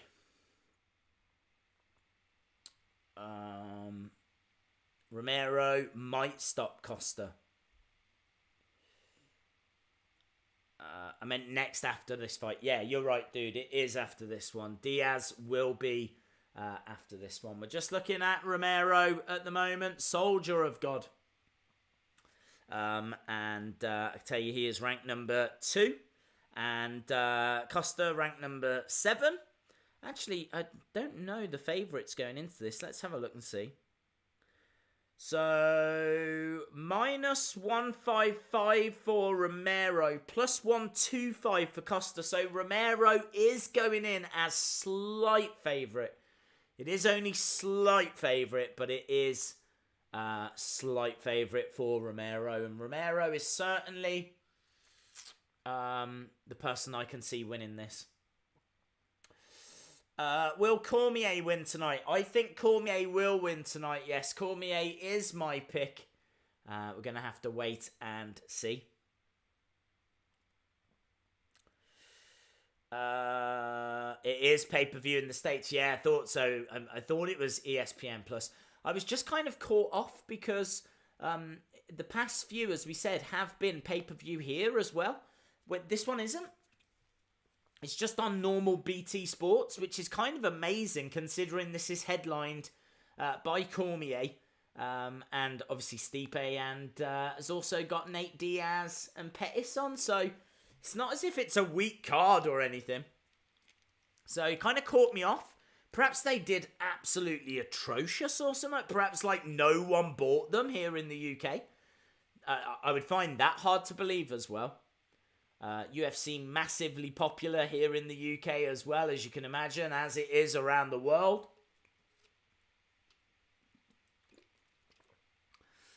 So, Costa making his way down. Jamie's here. Thank you very much, dude. Appreciate the support. I wish it was free here. Well, I mean, look, it's still not free because you have to be a subscriber to BT Sport. So you still have to have a subscription to those guys, which is additional to like your cable package and all of that kind of stuff. So you do still need to be subscribed. But normally, like you have to, like the fights, these kind of big events are pay-per-view as well. But not this one. Diaz will slap Anthony. Diaz will win in round 2. Let me know about this one, guys. Who you got on this one? Really interested. Have you got Romero or have you got Costa? Who do you see emerging victorious here? Who have you got on this one? Let me know in the chat.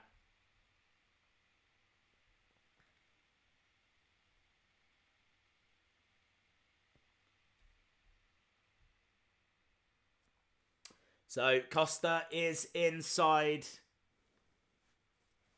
the octagon. Just waiting for Romero to come down.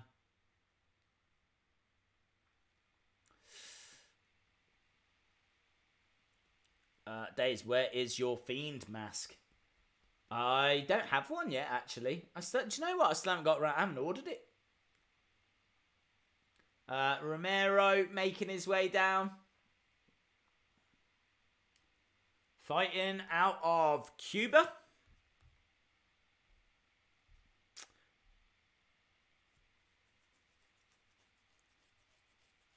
What's going on with Romero? What do you mean?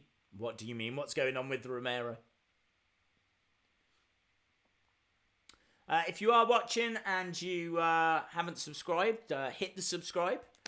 Join us. We're here for future UFC events. I think we're going to look to get back to the fight nights as well.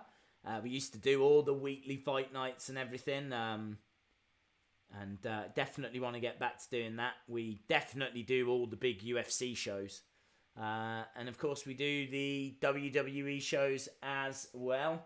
Yoel Romero, second most performance awards in middleweight history. Third most knockouts in middleweight history. And the 2000 Cuban Olympic silver medalist for freestyle wrestling. We said that he had wrestling in his locker. It's his KOs, TKOs that he is maybe better known for now. We were talking about those fantastic numbers. 85% KO, TKO. That's what his win percentage is. 92% for Costa. This is going to be fascinating. It's going to be explosive. Let's see how this plays out. I'm supposed to be watching the airport here in Toronto. What, do you work at the airport?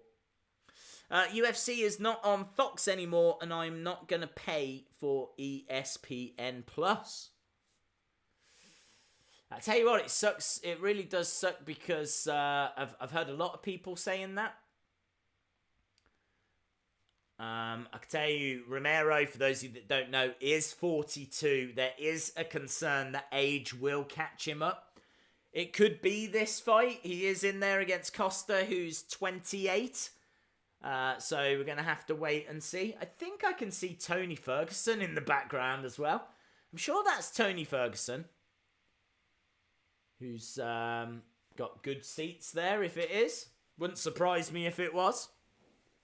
I don't think they've shown Tony Ferguson tonight. So, Bruce Buffer just doing the intros, and then we will be underway. Should be a fascinating encounter.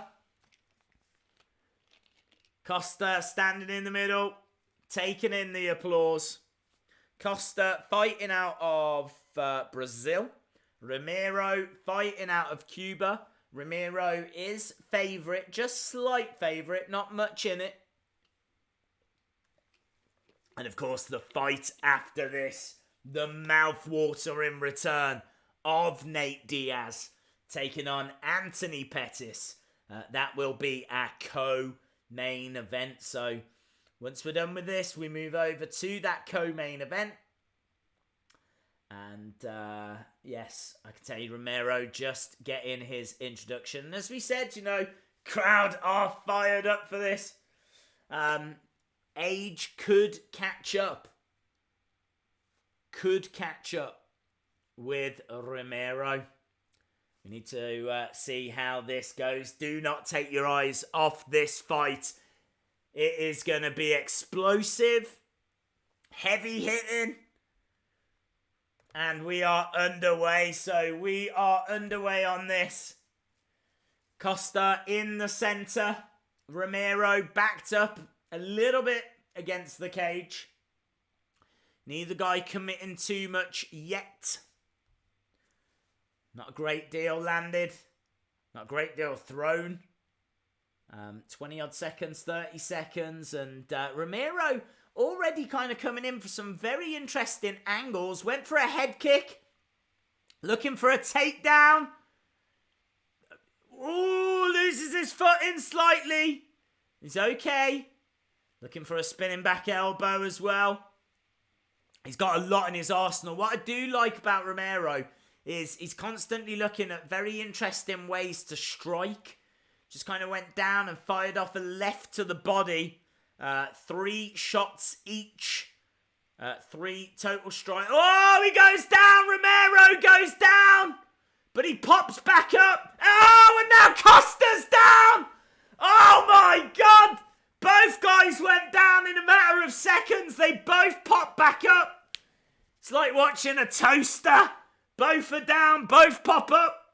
And now Romero backed against the cage. These two possess so much precision, so much power. Kick to the body by Costa. Man, this is good. This is juicy. Romero just constantly keeping his guard, trying to find a way through. Gotta be so careful. We just saw Romero go down, pop back up, send Costa down, and then both of them tangling down on the ground. There's been no takedowns. 8 significant strikes for Costa. 5 for Romero. Hard round to call. Feel like Costa's probably bringing the fight to Romero. But look, I don't see this going the distance anyway, so I wouldn't worry about judges' scorecards or things like that. Who's going to find that strike? Who's going to find that moment? Who's going to put the other away? Romero backed up against the cage.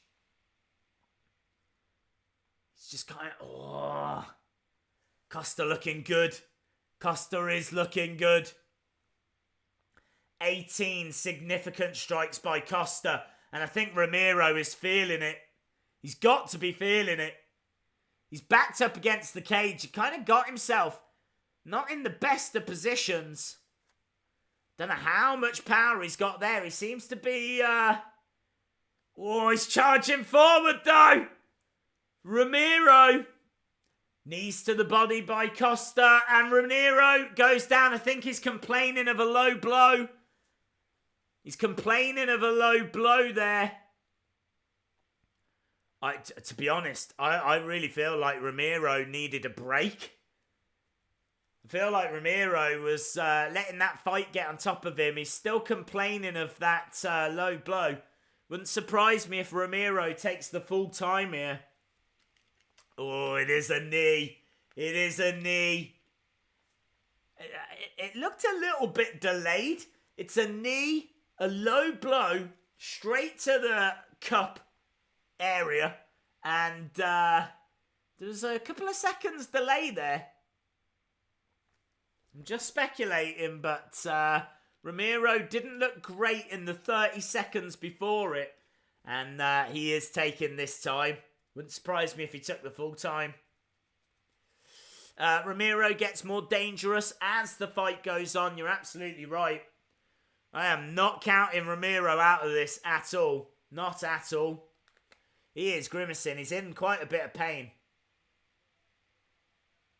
He's trying to walk it off.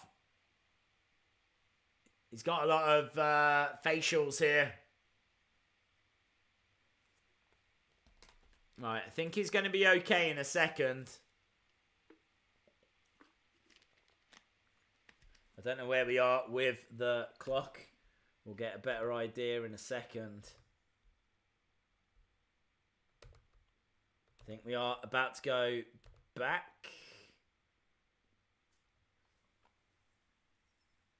Okay, he looks good to go. Costa, for me, getting the better of this. We've got 1:50 on the clock.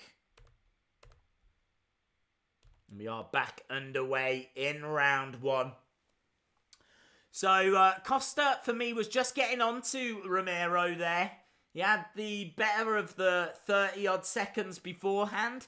Both guys have been down.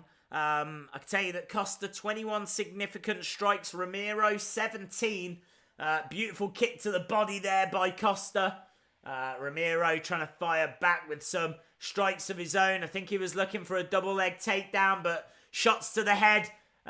Beautiful right hand coming in by Romero as well. Constantly looking for unorthodox angles. Shots to the body by Costa. Costa just seems to have so much energy. Just hasn't lost a step in this fight at the moment. And maybe Romero has. Maybe Romero has had a little bit taken away from him. I'm sure there's a stoppage here. I'm sure there's a stoppage. Who is going to get it? For me, Costa looks the more likely. But Romero still looking dangerous. Catching Costa there. Kick to the body. Costa trying to force Romero back. Romero backed up against the cage a little again. Shot to the body by Costa. Romero backed up to the cage. Costa not unloading yet. We're getting down to the final 15 seconds. Oh, spinning back kick by Costa. Didn't really land it. Shots, jabs coming in by Romero. Just softening up Costa, but he's not going to be able to throw anything because we're out of time. Interesting, fascinating round. A lot going on in that. An awful lot to break down. Absolutely fascinating round. Both guys going down. Obviously the shot as well. I'm going Costa, but Romero is dangerous. He is dangerous. You cannot count him out. Do not disagree. The thing is, neither one of them has fought anyone as powerful as them until now. That's a really good point. It is a really good point. We're just showing a replay. Romero has had some great moments. He has had some great moments. For me, it's a Costa round. I would give that to Costa. 35 significant strikes, plays 28. I felt like Costa was the more aggressive as well. He was taking the fight to Romero. We're back underway. Okay, let's have a look. Let's see how this plays out.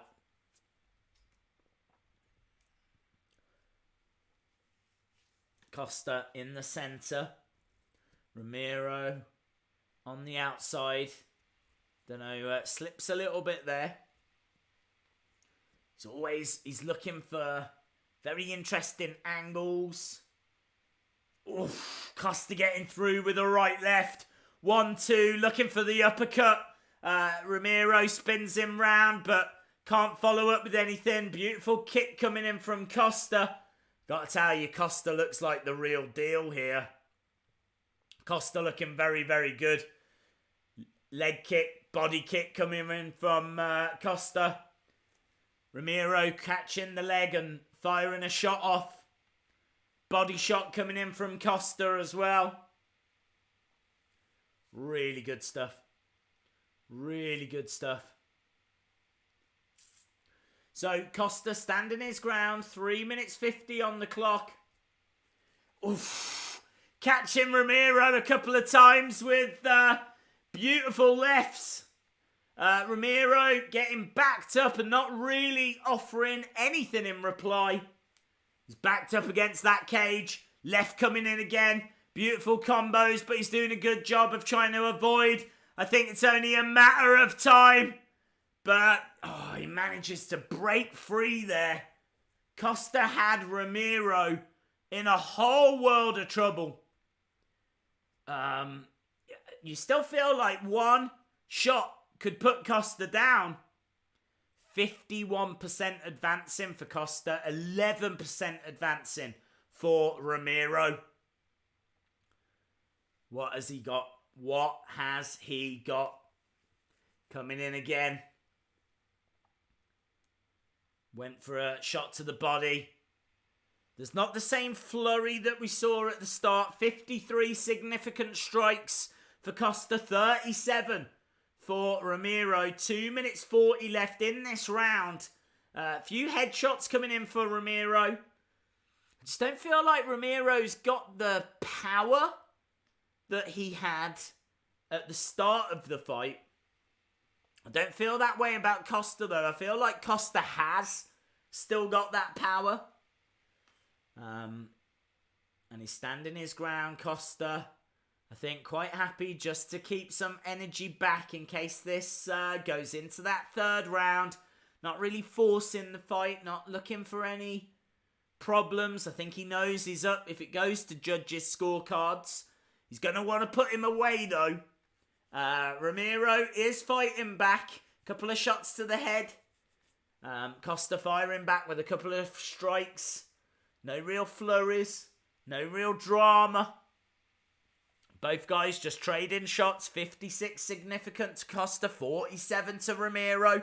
No takedowns for either guy. Costa in the centre. Still dictating this fight. Forcing Romero back. Left to the head. Couple of combos now from Costa. Romero's got to do much more. Diaz is going to win. That is our next fight. Diaz against Pettis. I really feel like Romero's lost his power. He's coming in with some kicks, and whenever he does throw some, it's more just flicks. Haven't really seen anything truly significant from Romero in a while. Costa with a beautiful strike. Little flurry coming in from Romero, but nothing that seems to put him down. And Costa is kind of driving Romero back. This is interesting stuff. Kick to the body, just a little flick.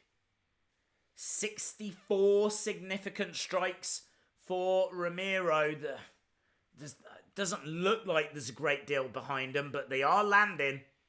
He's charging for... He had a great opportunity then. He had a great opportunity where Costa had his defense up and he was backing away. And Romero just didn't have anything, but he does land a takedown. That's a pretty significant moment. Takedown at the very end of the round. He couldn't follow up with it. I still feel like that was a Costa round. But that takedown coming into play, and I think you're going to see more of those takedowns coming in round number 3. We go into round number 3. Big round coming up. I wasn't sure we were going to get this far. I certainly wasn't expecting any kind of decision. And it really seems like Romero is gassed. His strikes that are coming in are more... I don't know. There just doesn't seem to be knockout power behind them. He is getting through. But I can't say Costa's been that troubled. Let's see. There is a bit of blood on Costa's lip. Looks like he's got a bit of blood just below the nose as well. I mean, Romero has been getting through, but has he been close to knocking him out? I don't think so. We're underway in round number 3. Obviously, this is only 3 rounds. We've got our co-main event after this. Diaz against Pettis. And then, of course, we've got Cormier against Stipe. Very interesting fight, this one. Costa still standing his ground. Romero is throwing a little bit more now. Is kind of putting a bit of his weight behind some of these strikes. He is pulling ahead as well on the significant strikes. He does get caught and gets backed up a little bit there. Some body shots coming in. Some body kicks coming in from Costa. Beautiful left jabs in reply by Romero. 4 minutes on the clock. Romero, I think, has definitely felt this fight. Inside leg kick. Beautiful left jab by Romero. Very even contest. 80 significant strikes for Romero. 72 for Costa. Costa still standing his ground, and Costa's been the one that's been taking the fight to Romero. There is a slight timeout here. Slight timeout. Don't know if it was an accidental eye poke. Gonna have to go back and have a look at the replay on that one. So, slight timeout. We're just having a look at the replay to see what that's... Oh, yeah. Into the eyes. So, Romero just getting his fingers in the eyes of Costa. He was just kind of trying to hold him at bay a little bit, and it's an accidental eye poke. Not sure how long is left in this final round. Certainly long enough for someone to find that killer blow. Let's have a look. What have we got on the clock? 3 minutes. We're back underway. 3 minutes 31. Kicks coming in by Costa. Nice jabs. Nice flurry coming in from Costa as well. Both guys in the centre of the octagon. Not a great deal being thrown. Certainly not as much as what we saw. I mean, that first round was incredible stuff. We're not really getting that in round number 3. We're just kind of waiting to see if that big moment's going to come. If it is going to come, it feels like Costa is going to be the one that's going to land it. Some beautiful jabs by both guys. Romero is getting through. But no power, no like significant power. He's up on significant strikes. He's up on takedowns. Couple of shots to the head. Costa's head's kind of going back. Fires back a kick to the body.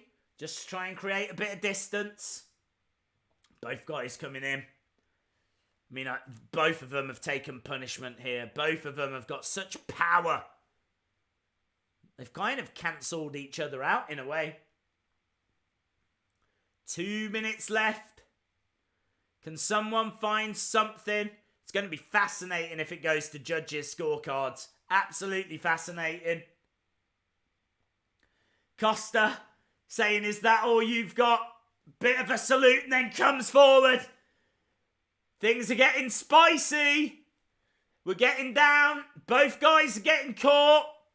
And, oh, look at that. Both guys putting their hands behind their backs. Kind of goading the other one on. 1 minute 30 on the clock.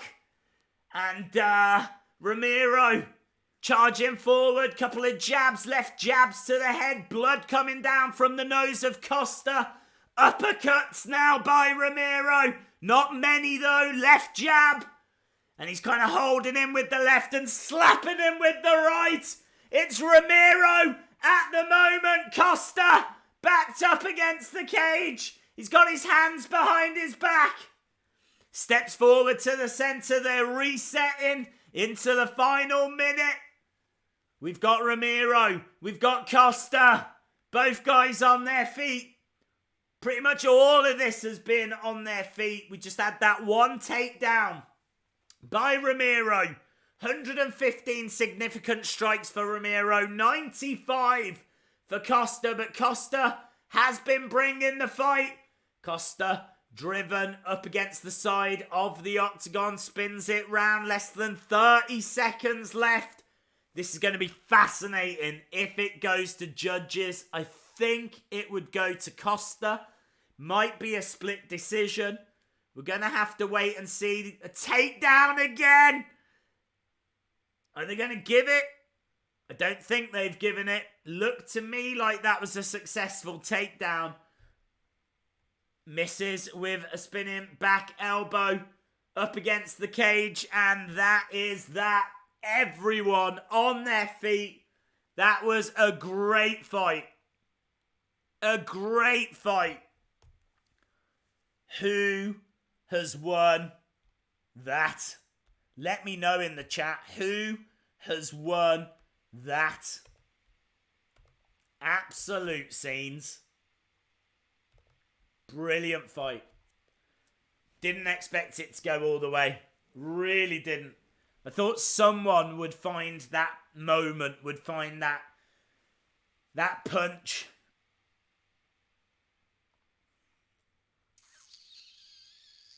Unbelievable. It was great. It was absolutely brilliant. If you are watching and you haven't subscribed, hit the subscribe. Make sure you join us. Obviously, we've got two big fights coming up. And then we're going to be here for future UFC shows as well. So next fight coming up after this is going to be Pettis against Diaz, which is an absolutely mouth-watering contest. And then, of course, we've got Cormier and Stipe after that. Costa, draw. Romero. People are split on this. People are split. I feel like it's going to go to Costa. I feel like it's going to go to Costa. Both had one knockdown each. Advancing for me, Costa 46%, Romero 13%. And that's a big one. Just waiting for that decision.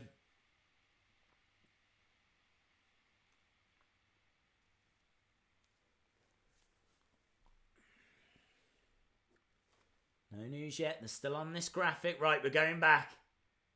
Bruce Buffer. See what he's got to say. Both guys think they've got it. Unanimous.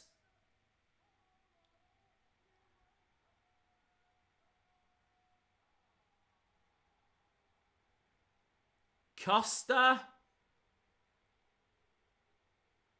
Boos from the crowd.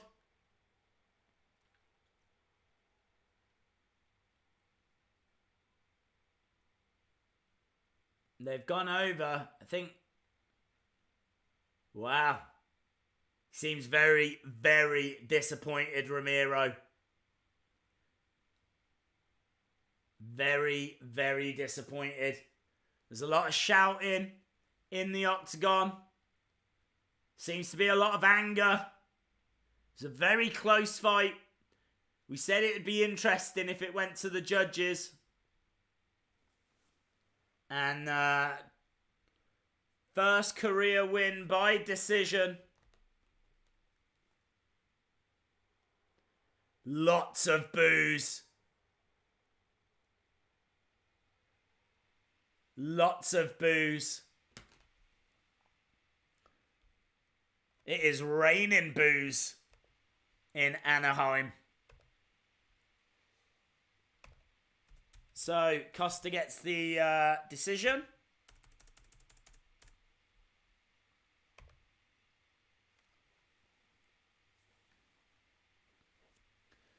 I think he's saying some kind words. Yeah, in comes Romero. The two embrace.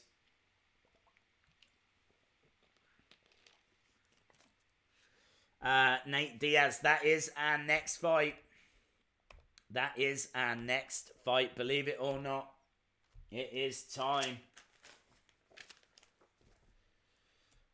What a show, man. There's been some absolutely awesome fights on this. 2 fights going to decision. Super. Sodiq getting the knockout as well. Pettis versus Diaz.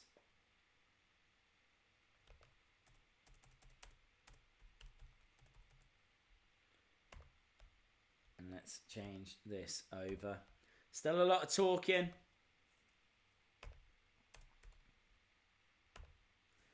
Boom. Let me know in the chat then. We're going to move on from that last fight. Absolutely fascinating encounter. Absolutely brilliant fight. Was waiting for that big killer moment. Didn't really come. There were some nice exchanges though. There were some nice flurries. And it is Costa. We've got Colby Covington. Very passionate. I'm as mad as an angry raccoon. Diaz by bloodbath decision. Go Diaz. Showtime. So sad. Right, they're going to commercial break. I'm going to quickly put the fan on because I am absolutely melting with the heat of this show. Absolute scenes. Absolute scenes.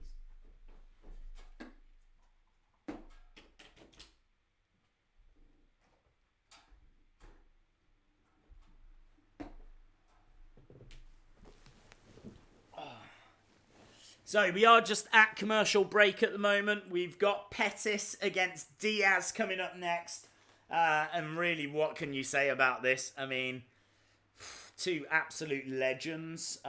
Diaz has been away for, I believe it is 3 years. And he's still in such great condition. He basically lives in the gym, constantly training, constantly looking after himself. And he seems to be in really good shape for this. He seems to be in a really good place for this. Whereas Pettis, you know, he's obviously bringing a big kicking advantage. I think he's got speed. He's got power. Not great boxing defense. And that's going to be quite interesting because Diaz has got great boxing skills. And we're going to have to see, you know. There's going to be a lot of question marks for me. I've gambled and I've gone with Diaz. I think a lot of people are expecting Pettis to get the result here, but I've gone with Diaz. I am a Diaz fan. I am being a little bit biased in a way, but man, this is as big as it gets. Nate Diaz, one of the greats. Pettis, exactly the same. This is going to be a mouth-watering encounter. Let me know in the chat who you got. Of course, it will be main event time after this. It will be time for Cormier and Stipe after this. So, Pettis is ranked 7th in the welterweight rankings. Of course, Diaz, having been away for so long, is not in the rankings. Go down, see what we've got. Move on from Romero and Costa. So Diaz is coming in with 76-inch leg reach. Reach and 38-inch leg reach. So he's got a better reach than Pettis, but his leg reach isn't as great. He has won Nate Diaz 25% by knockout or TKO, 60% by submission, 15% by decision. So most of his results come in via submission, whereas Pettis 50% by KO or TKO, 32% by submission, 18% by decision. Average fight time roughly the same, both average fight time around about 11 minutes. So yeah, this is such an interesting contest. I can tell you that Anthony Pettis 22 wins, 8 defeats. Nate Diaz 20 wins, 11 defeats. Let's see how this goes. UFC needs Diaz, says Mark. Jason says Diaz, baby. King Namor says, let's go Big Nate. Lee says, if Pettis wins, it will have to be in the first round. A lot of love for Nate Diaz, as you might imagine. I don't actually know who the favourite is going into this. I'd imagine it's Pettis. Let's have a look. It's Diaz? Pettis is plus 110. And Diaz is minus 130. So Diaz is the favourite going into this. I am shocked. A lot of people I've seen in the build-up to this have been picking Pettis. Saying that they feel that Pettis is going to have the advantage. So I am very, very surprised that Diaz is the favourite here. But he is. Obviously, this is only going to be 3 rounds, which is quite disappointing. I would love for this to have been 5. But obviously, there's no championship on the line or anything. It's not the main event. Cormier, Stipe is still to come after this. So, let's see. Both are extremely talented, says Billy M, but he's gone for Nate Diaz. RDA wrote the blueprint on how to beat and dominate Diaz, says Chris. Good point. Diaz by submission, says Mark. Pettis should not be the underdog. Yeah, Clayton, I agree. I'm amazed that Pettis is the underdog. I thought he would be going into this as firm favourite. Certainly from everything I've seen in the build, a lot of people have him as favourite. I kind of felt like me going with Diaz was me picking the underdog, but it doesn't seem to be that way. The odds have Diaz as a very slight favourite, not much in this at all. And it is time! It's time! Not for the main event, but this would be a main event on many, many other shows. This is our co-main event. We're just looking at the octagon, and it is time for the ring walks.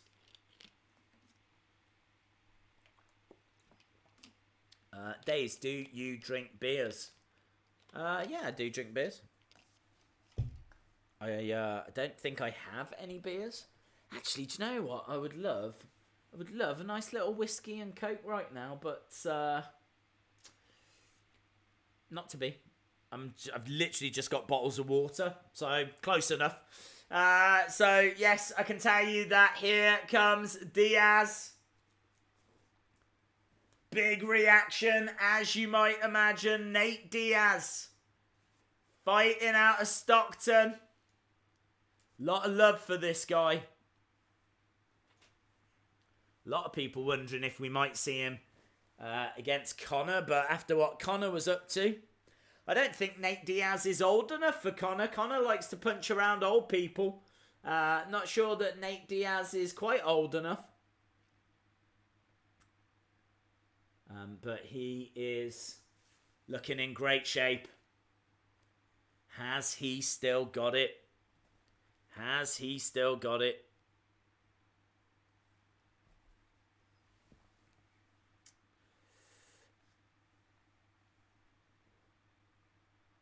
Why do you speak like Peppa Pig? That might be my favourite comment of the night. Right, Nate Diaz has made his ring walk. Second most performance awards in UFC history with 15. Fourth most submissions in UFC history with 9. Eighth most strikes in UFC history. This guy brings an awful lot to the octagon. Great to have him back.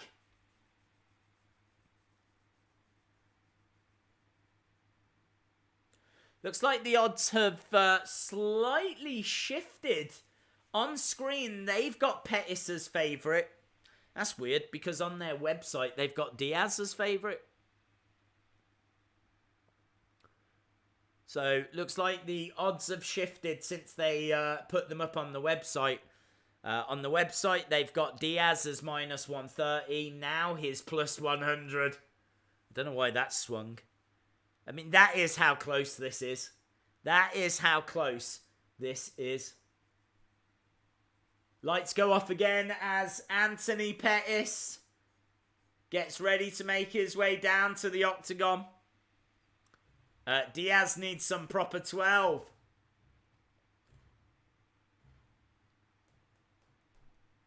I tell you what, if anyone has a fight with Conor McGregor going forward, they have got to have the that old man lead them to the ring, haven't they? You've got to. You've got to call him up and go, look, I want you for my ring walk. I want you in my corner. That'd be insane. That'd be so much fun.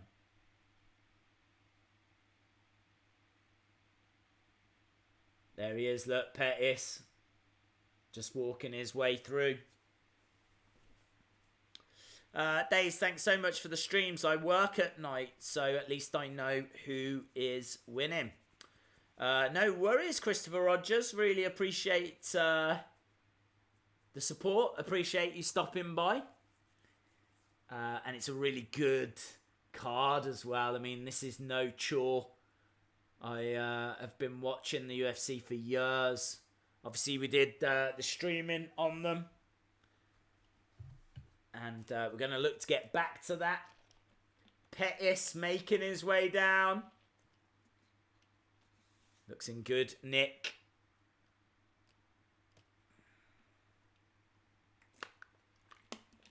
I just bought a bottle of proper 12. I wonder if it'll get marked down now. They should, shouldn't they?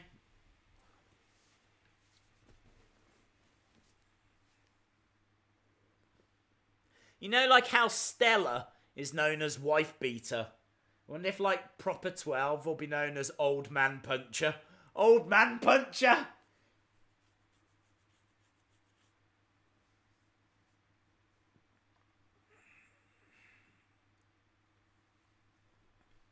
Okay, so Pettis is just outside the octagon. He's made his walk down. So Diaz, great conditioning, great jiu-jitsu, boxing advantage, likes to throw volume strikes. And he's not going to have a power advantage here, but he'll certainly throw more. And he moves to get out of the way, which I know might sound stupid, but Pettis doesn't tend to. Pettis tends to try and box his way out a little bit, whereas Diaz does, back up, try and avoid, try and get out of the way. Pettis likes to just move forward. He's got wild overhands. He's going to be looking for body kicks. Not got a great boxing defense, Pettis. Brilliant kicks, though. Speed, power. Such an interesting matchup, this is. It's why the odds keep swinging back and forth. It's really hard to call. I've gone with Diaz. Could be Pettis. If you haven't said already, let us know in the chat who you're going for. Who do you think it's going to be? DJ Hamilton has got Diaz by submission in the second round. Tail of the tape. 6 foot Diaz, 5'10" for Pettis. Both guys similar age. Diaz 34, Pettis is 32. Diaz 76-inch reach advantage. And Pettis 72. So Diaz has got a significant reach advantage. Bruce Buffer just doing the intros. This is our co-main event. If you are watching and you haven't subscribed, hit the subscribe. Make sure you join us. As we get ever closer to that fantastic main event. Luke says, hoping for Nate. Joshua says, Diaz by decision. Left 7 says, Diaz is a zombie. He will win and smoke his proper herb. So Diaz has now swung to a slight underdog. Looks like earlier in the day he was coming into this as a slight favourite. But it has just swung a little bit. Don't know why. Might just be where the money was going. And Pettis is in there as well. Minus 130 favourite. Fighting out of Wisconsin. 5'10". 22 wins. 8 defeats. Ranked number 7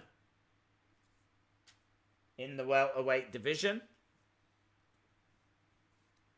Let's see how this goes.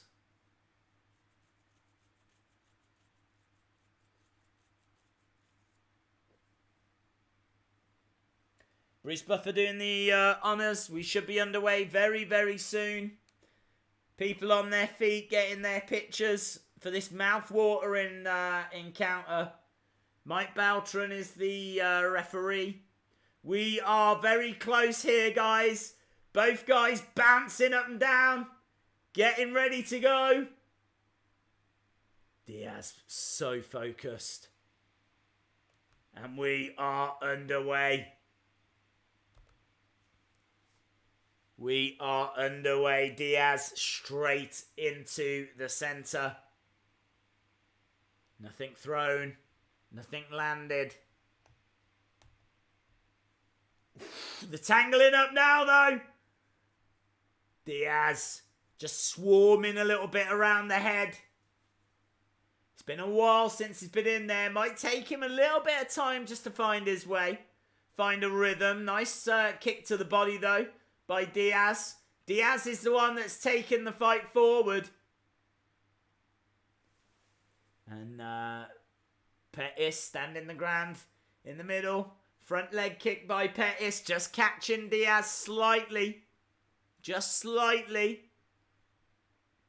Kicks coming in from Pettis. Swing and a miss. Shot to the body. Nice, they're tangling up. They're into a clinch. Knees coming in from Diaz. Diaz is controlling this. Diaz with a clinch on Pettis. Body shots coming in.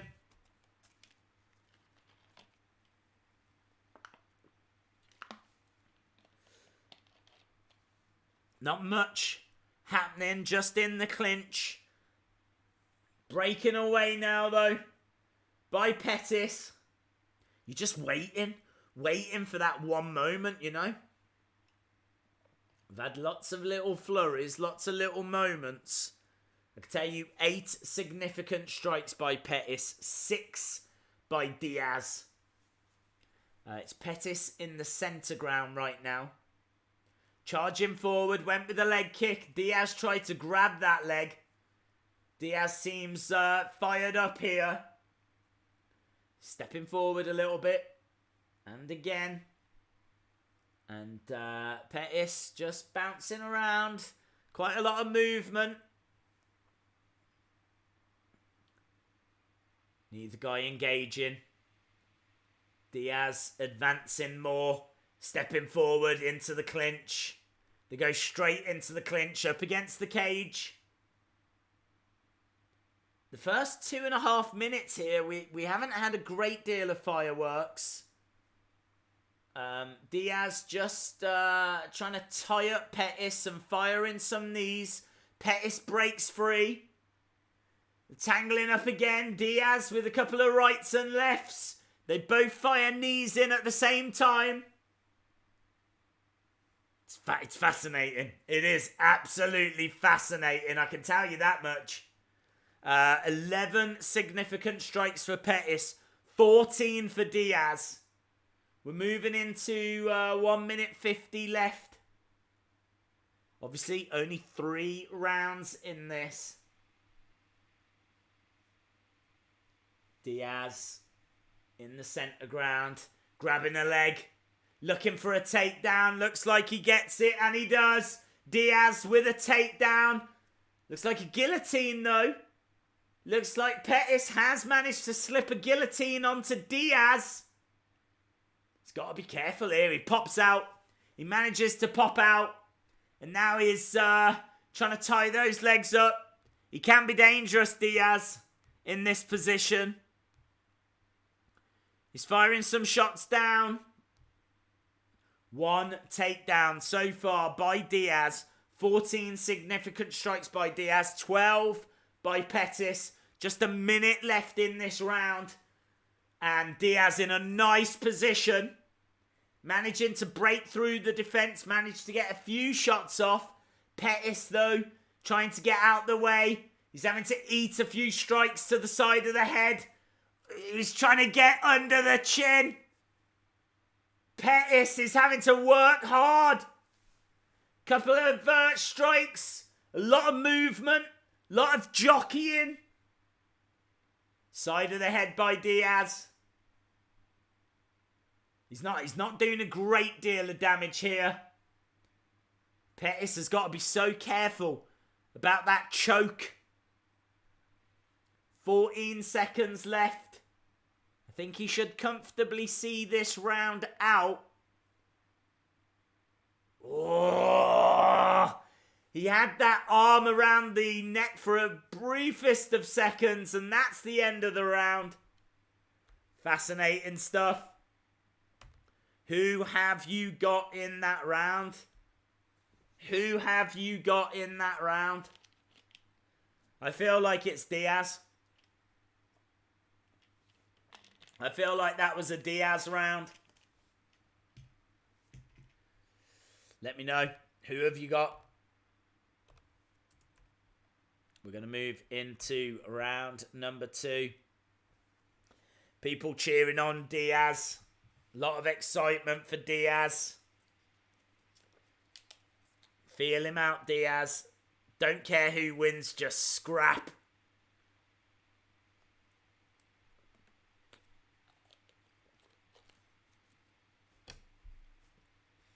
Great action, and we're almost ready for the second round.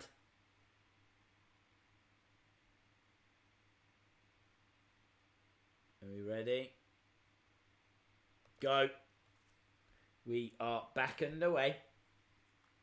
Diaz into the centre. Oh, Pettis with a kick, but he goes down. Diaz trying to follow up. Diaz pushing Pettis up against the cage. I think Pettis has managed to compose himself. He does.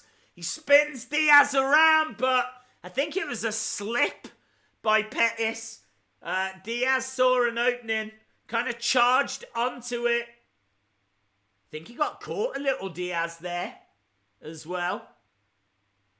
So a very explosive opening to this second round. Interesting stuff. Really interesting stuff. 22 significant strikes for Diaz. 18 for Pettis. Diaz looks a little... I don't know why. He looks a little wobbly. Looks a little unsteady. Diaz not looking too comfortable for me. He's just firing in a few little things. Just trying to find his radar. Trying to find his length. Seems to be a little bit uncomfortable with his eye. Might have got caught on his eye. Taking a body shot there by Pettis. Pettis is the one that seems to be the aggressor here. Diaz backed up against the octagon. He's stepping forward. Pettis is allowing him to. Timeout. We've got a timeout called. I don't know if it was an eye poke. I think he's asking Diaz if he's all right. I think they're looking at the eye. And certainly something didn't seem right there. But Diaz is good to go. 3 minutes 20. On the clock. Right. 3 minutes 20. 3 minutes 15. Oh, swing and a miss by Pettis. Diaz is doing a bit more here. They're in the clinch for the briefest of seconds. They break apart. Shot to the body by Pettis. Diaz drives him up against the cage. Knees coming in by Diaz. Swing and a miss. Kick to the body by Pettis. Right hand by Diaz. Knee by Diaz. 30 significant strikes each. Both guys throwing a lot of stuff. What have they got? Pettis backing away. Head kicks coming in. Diaz round the back in a clinch. Knees to the head. Still just the one takedown, but Pettis is on his back. Diaz on top. Diaz is going to look to control from here. Good defense, though, by Pettis.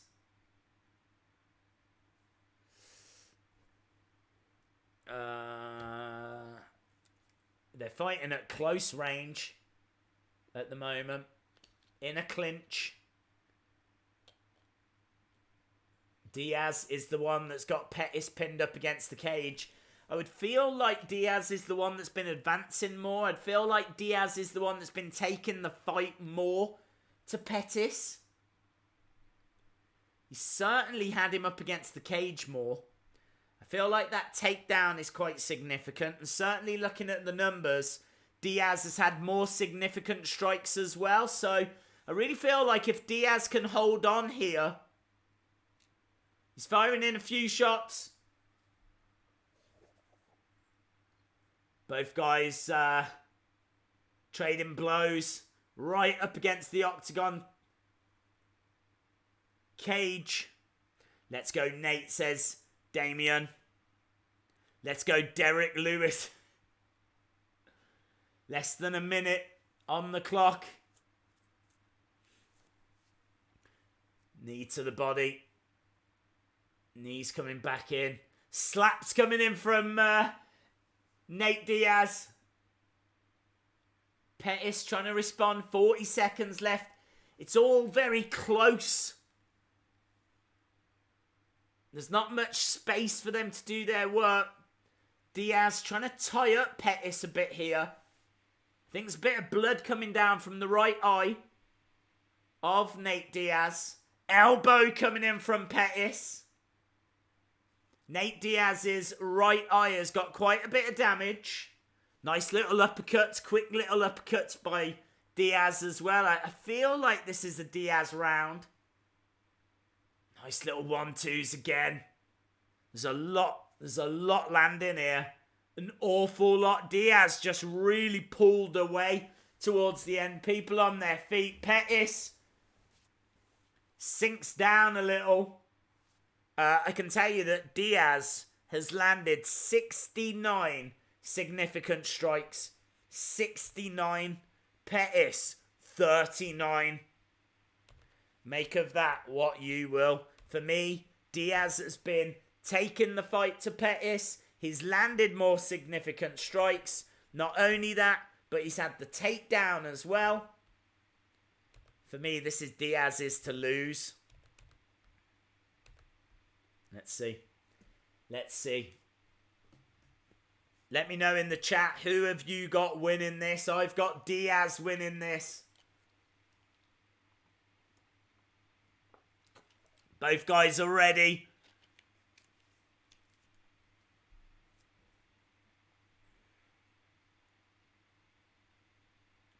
Here we go. Ref just checking they're both cool. Nod of the head.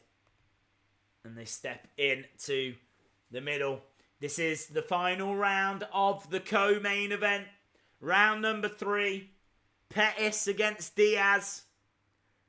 And Diaz again has driven Pettis up against the side of the octagon. Pettis is doing a bit of a better job to escape though. Peppering Diaz with some shots to the head.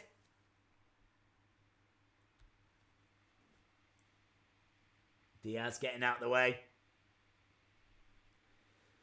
Pettis backing up.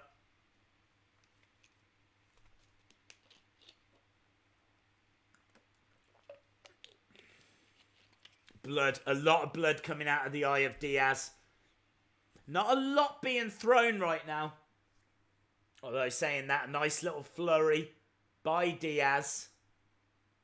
At the moment, this has got scorecards written all over it. This looks like it's going to go to decision. And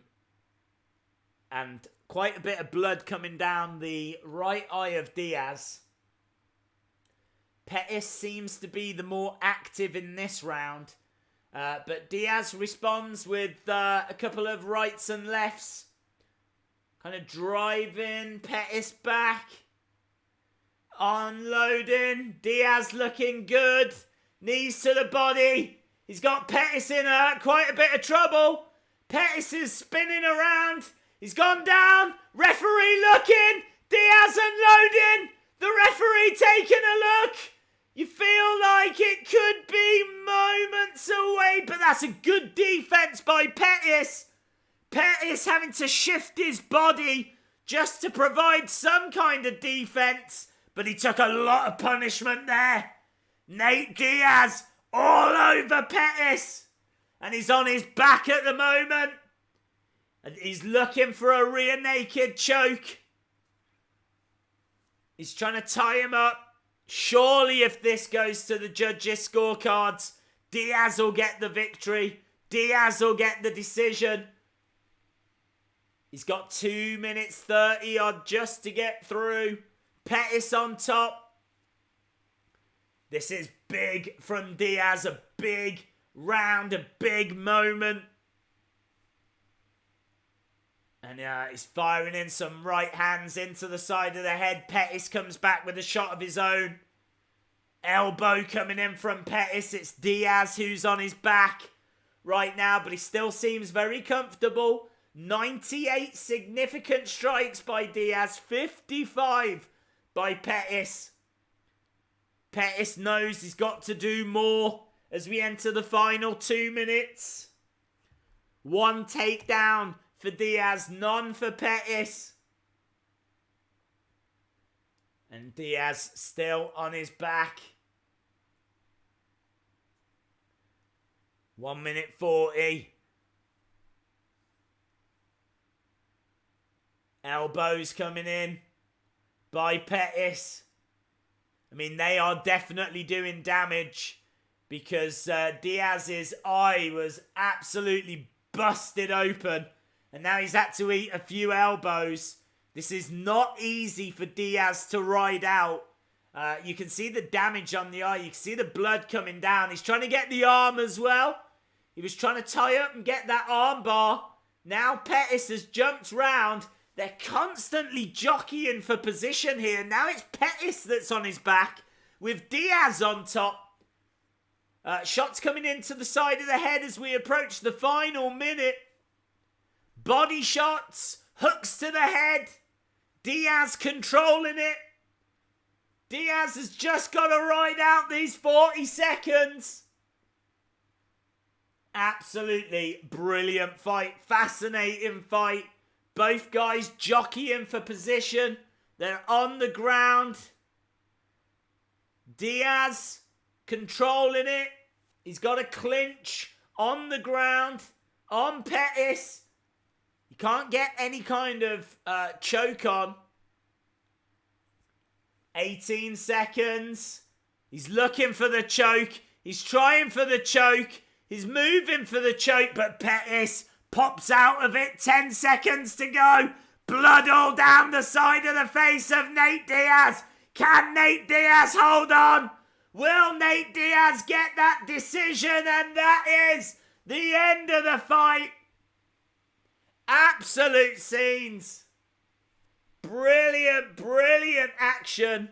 People on their feet, and so they should be. What a contest. Let me know. Let me know in the chat who have you got. For me, that is a Diaz fight.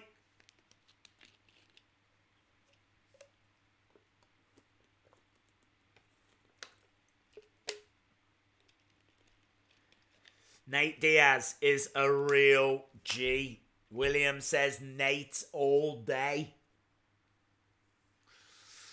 I agree.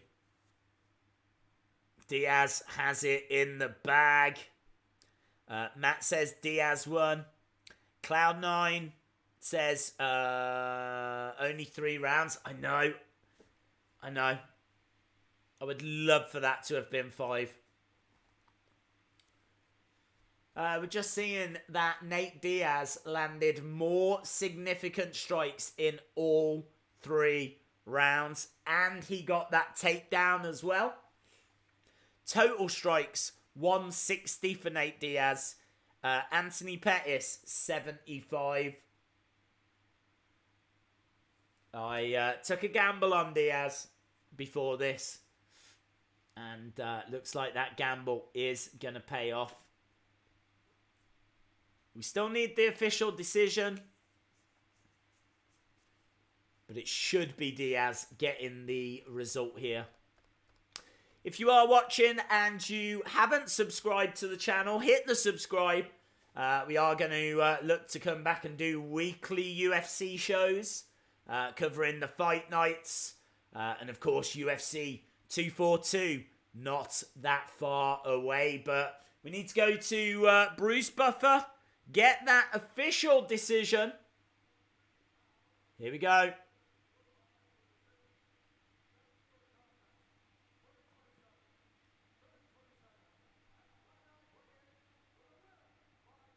Unanimous. Nate Diaz by unanimous decision. Diaz gets the victory. That's a very, very popular decision. It's the right decision. And Nate Diaz, that is huge. Big, big moment. Nate Diaz returning after such a long time away. He always keeps himself in great condition. Always keeps himself in great shape. And he has got the result here. He's just speaking to Joe Rogan.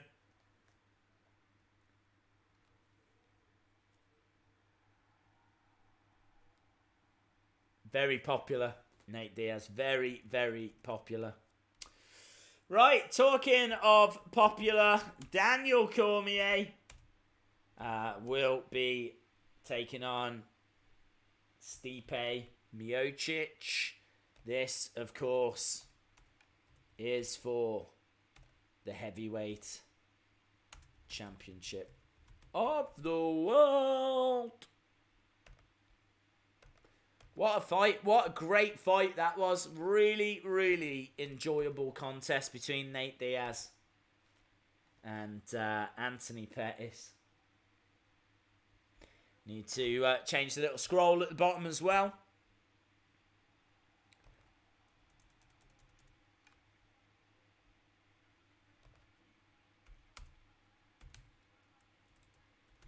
Diaz.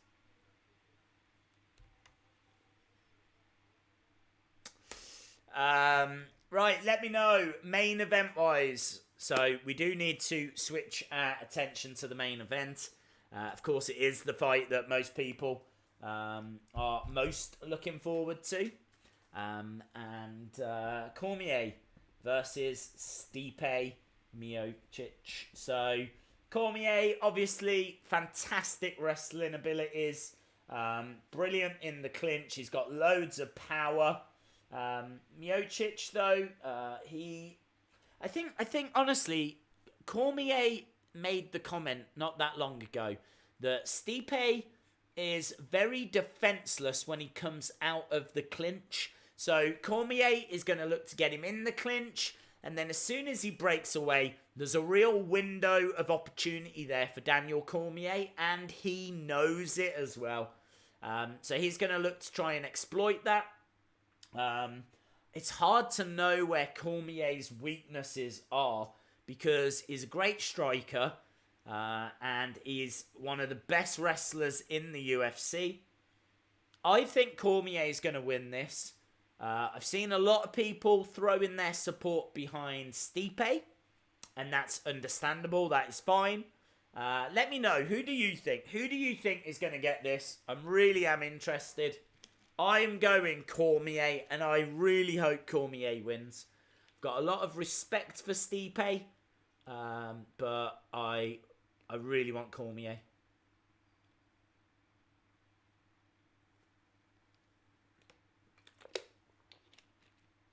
How many rounds is the main event? The main event could go 5 rounds. Could go 5 rounds. I don't think it will, but it could. The trilogy with Nate and McGregor won't happen because Nate is on a whole different level. When will he fight Nate Diaz? Who? Who are you referring to? Connor. Cormier is very strong in the clinch. He closes distance amazingly against tall guys and boxes up. Miocic is great, but he's scared of Cormier, says Damien. Who won the co-main event?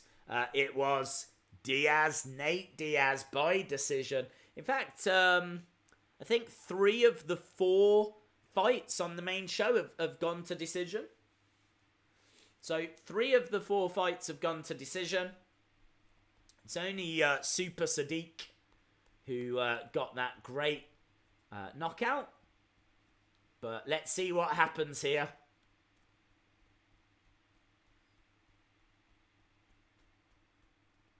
No, Jim, I did not. I will have to check that out.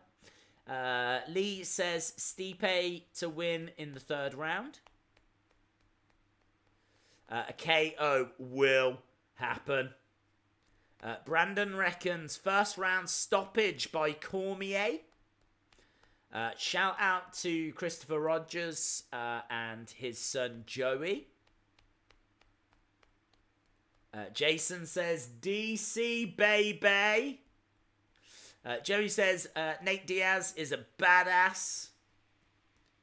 Yeah, true. Diaz won. Yeah. By unanimous decision. It was well deserved. He dominated the fight. I mean, Pettis was in the fight.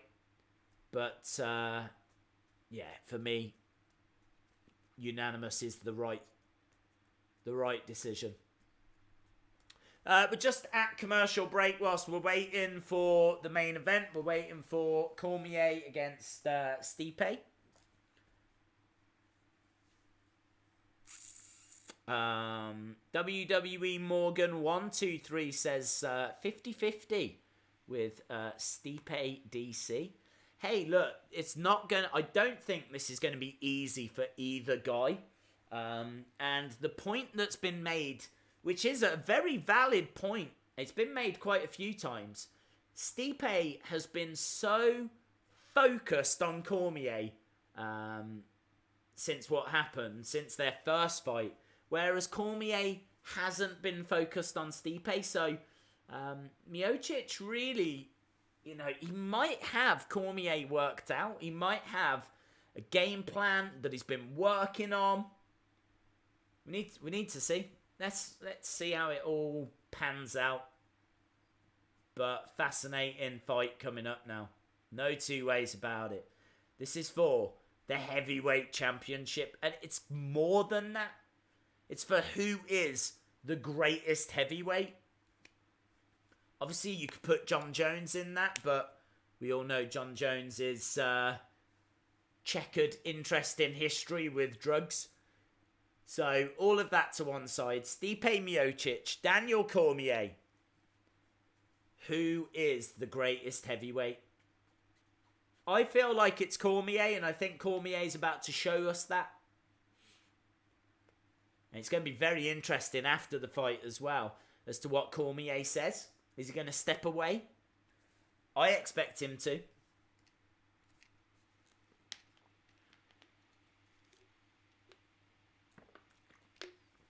Cormier wins with an angle slam.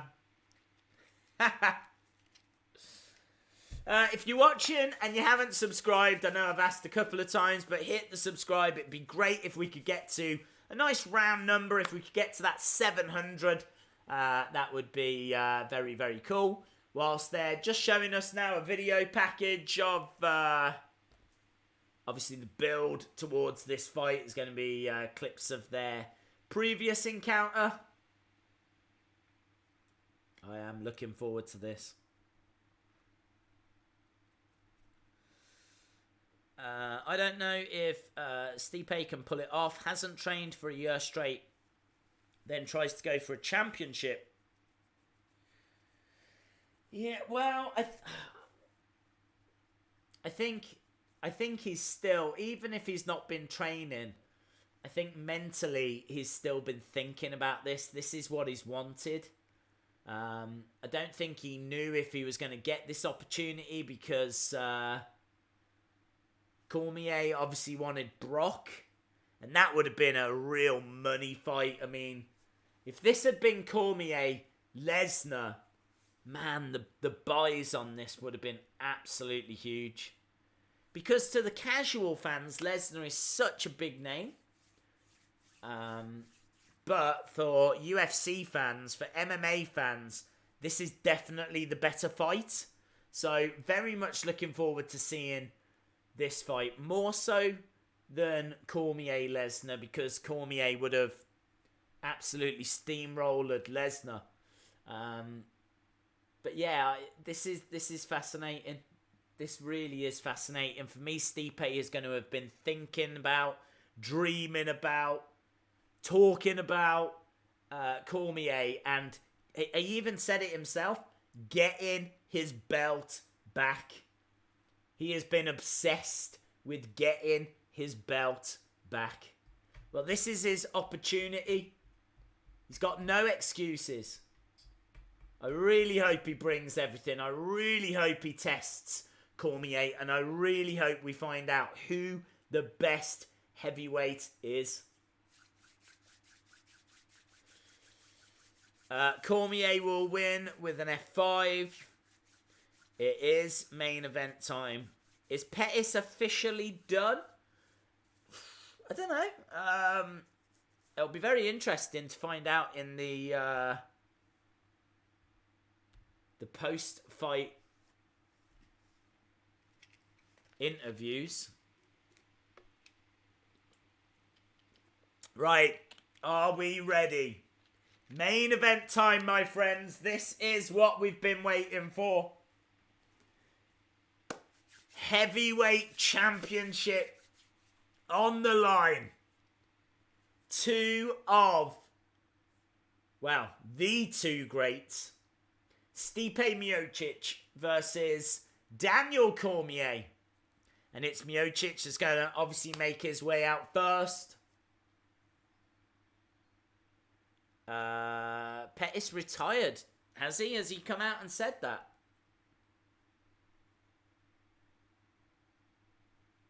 Well, let's worry about all of that after. We've got the champion taking on the man ranked number 1.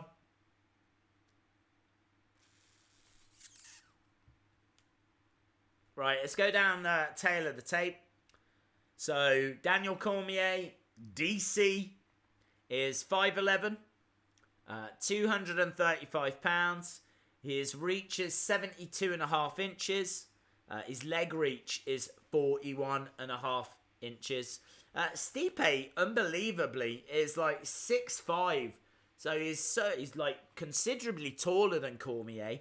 Obviously, his reach is very impressive as a result, 80 inches, whereas Cormier's is 72.5. But according to this, Stipe's leg reach is smaller, 39 inches, whereas Cormier's is 41.5. I can tell you that Stipe has won 72% of his fights by knockout or TKO. Whereas Cormier, 45 by knockout or TKO, 23 by sub. Most performance awards, Stipe. This is interesting. Very, very interesting. So, Stipe is in there. Miocic is in the octagon. We just need to wait for Daniel Cormier to make his way down. Hello to Big Dog 345. We are just 6 subs away as well from getting to a nice round number. That would be very, very cool if we could achieve that. Diaz knocked his head through the mat. Pettis begged for his mom. It was a dramatic win for Diaz. Where's Velasquez? He's wrestling down in Mexico. He wrestles for AAA. He's got a few more fights lined up. And then he'll probably go to like AEW wrestling or something like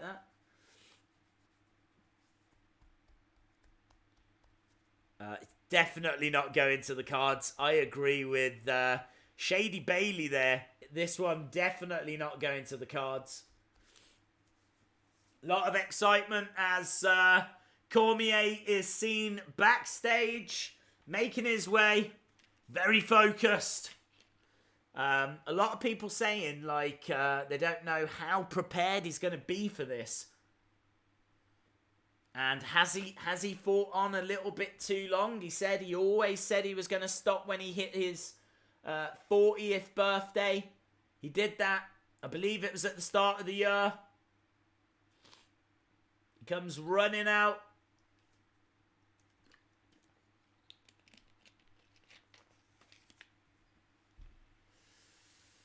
He looks ready.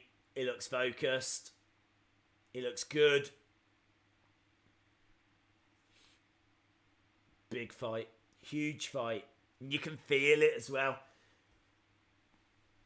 It's just got that atmosphere in the air, you know. Fascinating. Puts in the gum shield. I heard that WWE had already been talking to Cain Velasquez. Yeah, they had. He had done some work down at the Performance Center. But he signed up with AAA for a few fights on the same card as AEW. And you know AEW will gladly throw money at him because he's a name. AEW don't have Brock Lesnar. So, yeah, it wouldn't surprise me if he ended up going there. But we're not worrying about Cain Velasquez. We're focused on Daniel Cormier.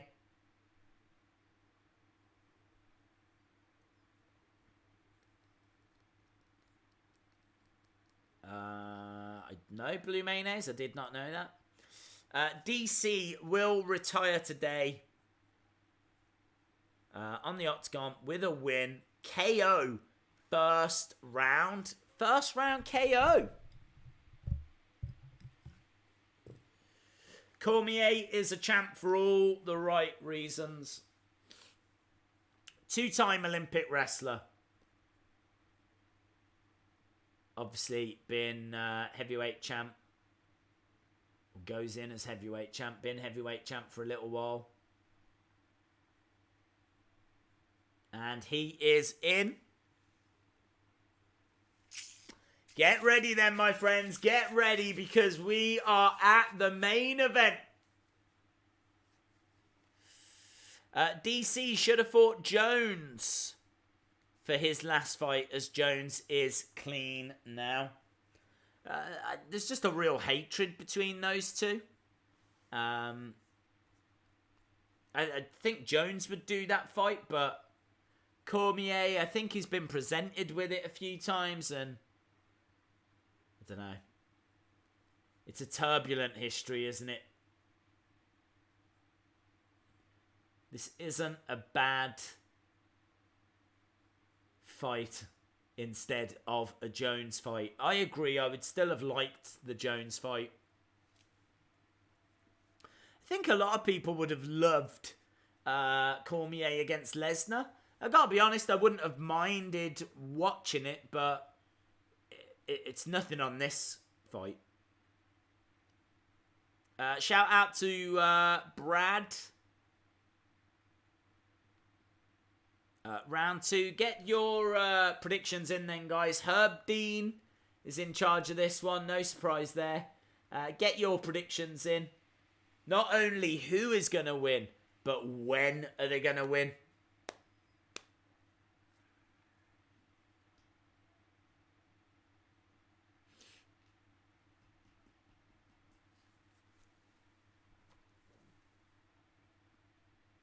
I wish there were no rounds and we had no time limits once again. Bruce Buffer. Just finishing off the intros.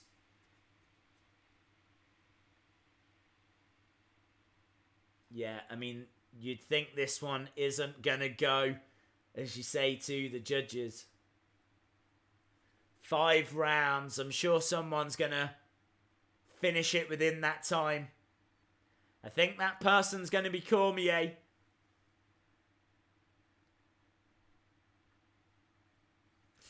Stipe is the best champion we've had. Cormier and Stipe are both so fun to watch. Lots of action, I agree completely with Parker Sands. Stipe comes in as very slight underdog. Plus 115. Not much in it, though. Really not much in it.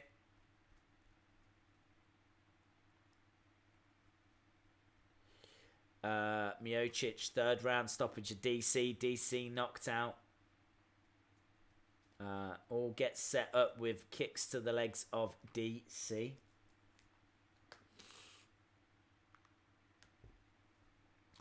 The heavyweight class is lacking. DC wins. He probably retires. If Stipe wins, he has no new challengers. Do you know what? I completely agree.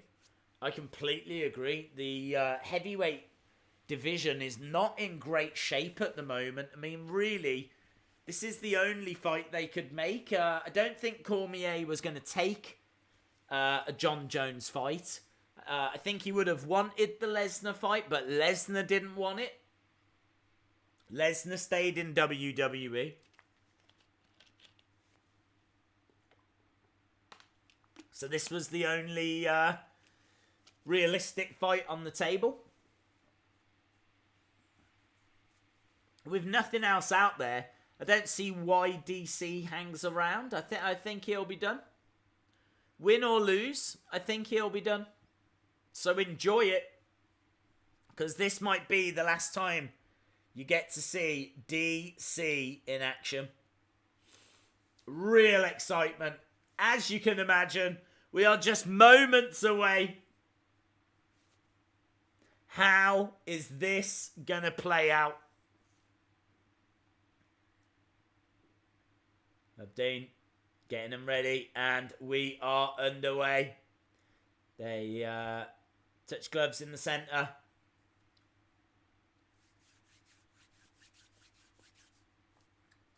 Okay. Cormier standing his ground in the centre. Nothing thrown yet. Miocic on the outside. Front leg kick by Cormier. 30 odd seconds in, and that's all we've had so far. This is big for Stipe. I mean, it's huge for Cormier as well, but you would feel that this is bigger for Stipe.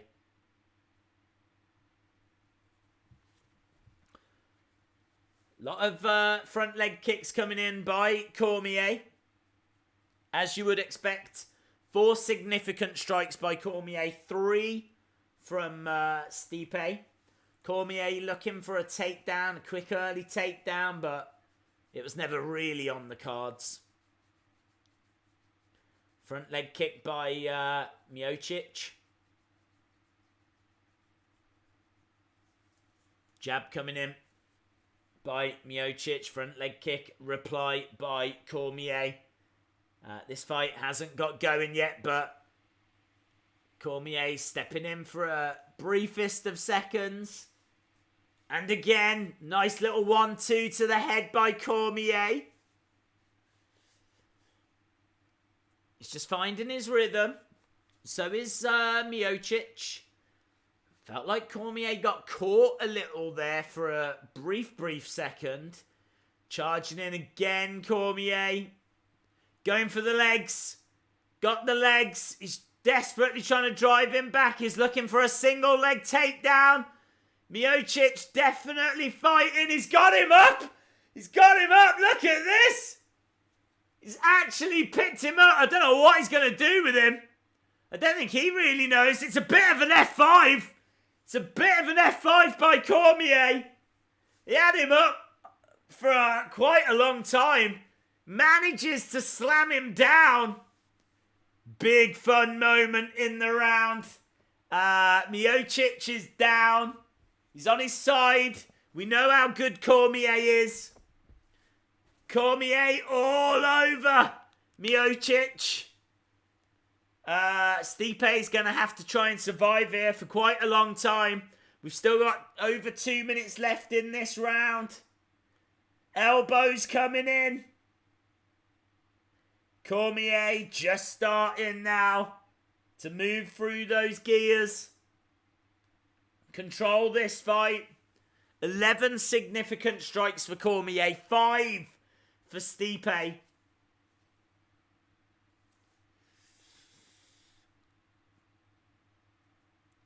Stipe is trying to push Cormier off of him. Trying to create some space.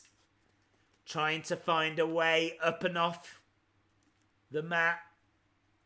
He's on his back. He's got Cormier on top. You don't want to be in that position.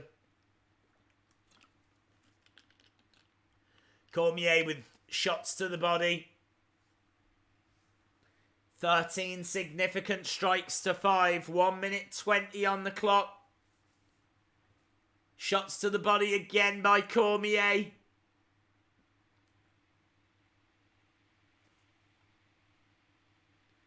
Stipe firing back. We're coming up to the final minute.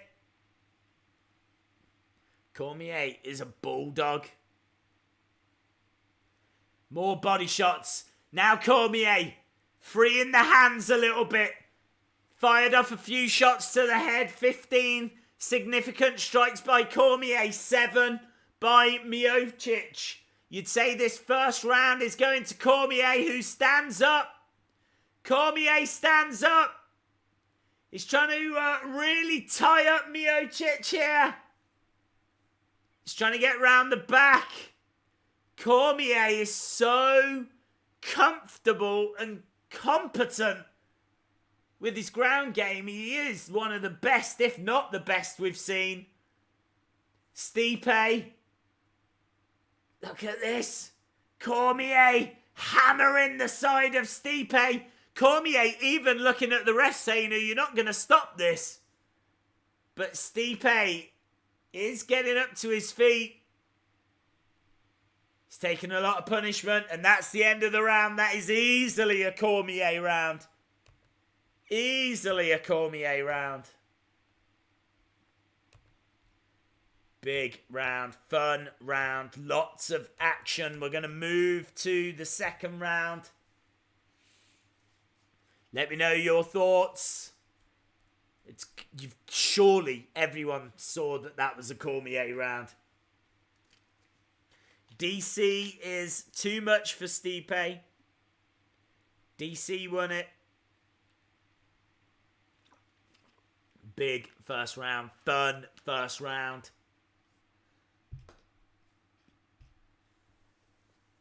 So, 28 significant strikes to Cormier, 7 to Stipe Miocic.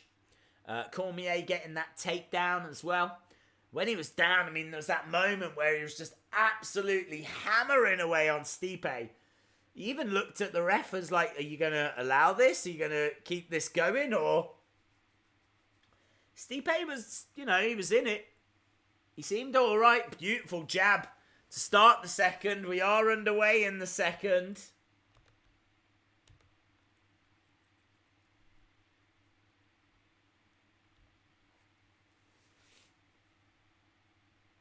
Right, both guys in the centre. Stipe still well in this, still looking absolutely fine. Looking quite comfortable, doesn't seem to have let that first round get to him.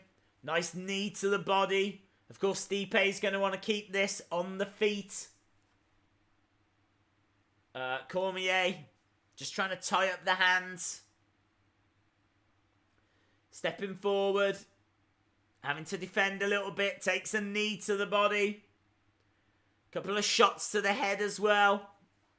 There's a lot of respect in there for both guys. Some beautiful strikes coming in by Cormier, and Stipe firing back with a few shots of his own. It's just fascinating. Couple of shots coming in from Cormier. Tying each other up. Cormier keeps grabbing the hands. It's what he does. Stipe is trying to break away and fire off a flurry. Cormier just keeps grabbing the hands. Stipe is keeping this on the feet.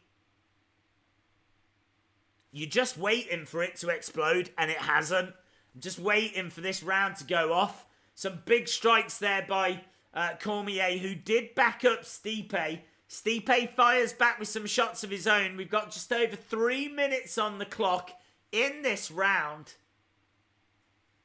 They haven't gone down to ground. Cormier hasn't looked for a takedown. We've got 45 significant strikes by Cormier, 20 by Stipe. So Cormier is easily up. And Cormier gets driven back here by Stipe. He's got him pinned up against the cage. Cormier can't really go anywhere from there as Stipe drives a shoulder in. Knees are coming in as well. Looked for an uppercut but didn't land it. Beautiful rights and lefts coming in. Cormier again trying to tie up the hands. 2 minutes on the clock. Lot of respect.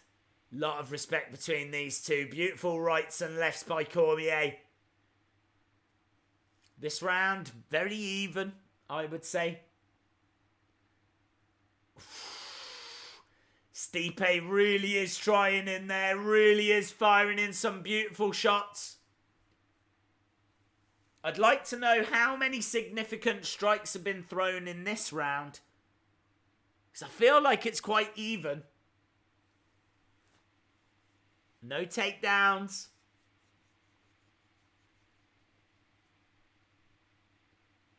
Tap to the head. We've got just over a minute. Striking out. Cormier having to try and avoid. Couple of big right hands coming in. Uppercut by Cormier. Trying to drive Stipe back. Into the clinch or into the final minute. This round hasn't had the fireworks of the first round. But it's still been fascinating. They're still in there trading blows right now. Oh, nice little flurry from Cormier. Looked like Stipe was wobbling a little bit. I don't think his legs are as strong. Do feel like Cormier is maybe a couple of big shots away. He is getting through. 18 seconds. I don't think it's going to be enough time. He's trying. He went with a head kick, but backs away. I think that's going to be it for round number 2. And that is the second round.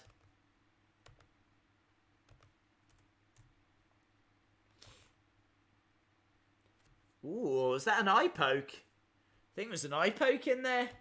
Just didn't see it at the time. Eye poke from Cormier. We're going into round number 3. First round was DC's. Second round was quite even, but might give it to DC.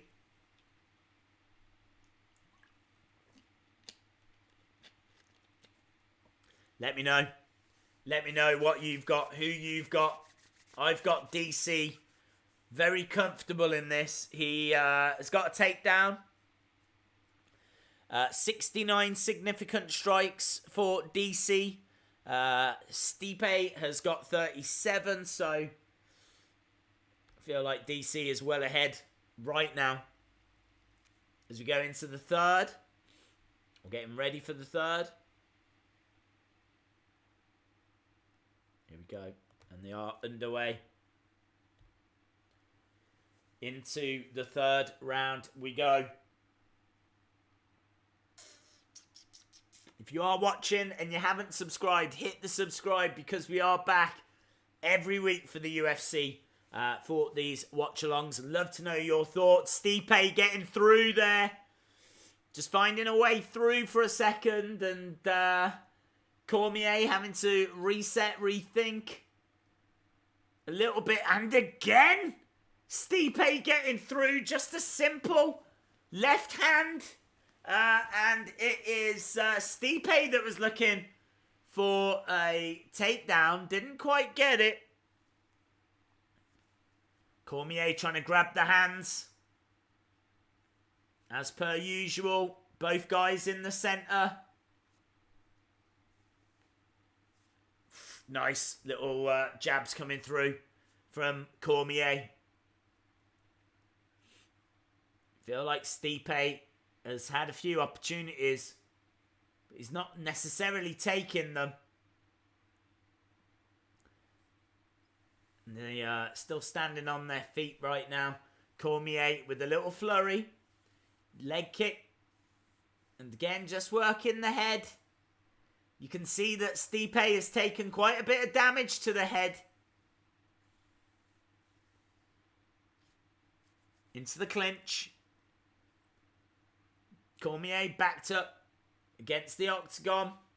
Head striking accuracy, 64% by Cormier. Stipe, just 36%.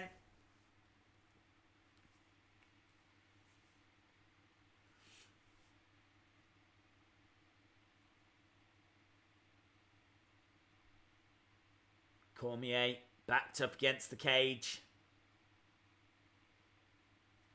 Don't know what Stipe's trying to do here. Knee to the body. There's very little being thrown. Just in the clinch. Stipe trying to find a way in. Oh, it was a back elbow, but it misses. Stipe was setting up the back elbow, but doesn't connect. It was a big moment. It was a nice moment. Shame it didn't pay off for him. And Cormier breaks free. We've got just over 2 minutes on the clock right now. Inside leg kick. Couple of jabs coming in by Cormier.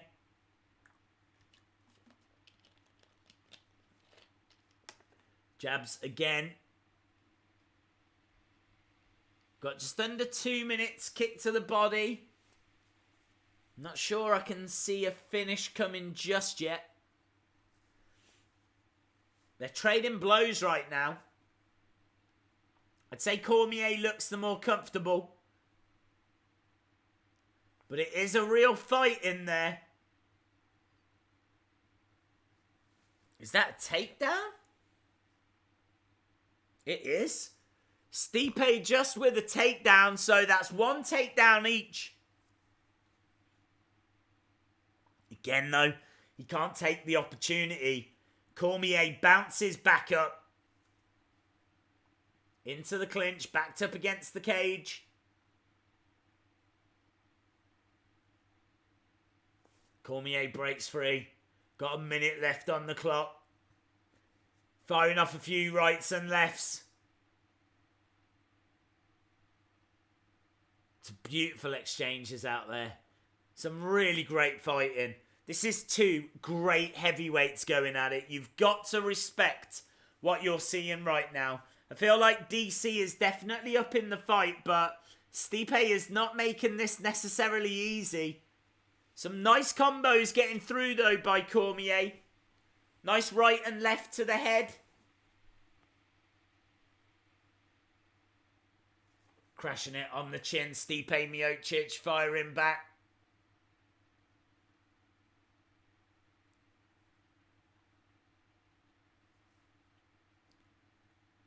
This is fascinating stuff. We're into the final stages of the third round. Cormier. He's trying to fend off Stipe, really. Stipe was the one that was firing more in, and that's the end of that round. It is incredible action. We're going to go to round number 4.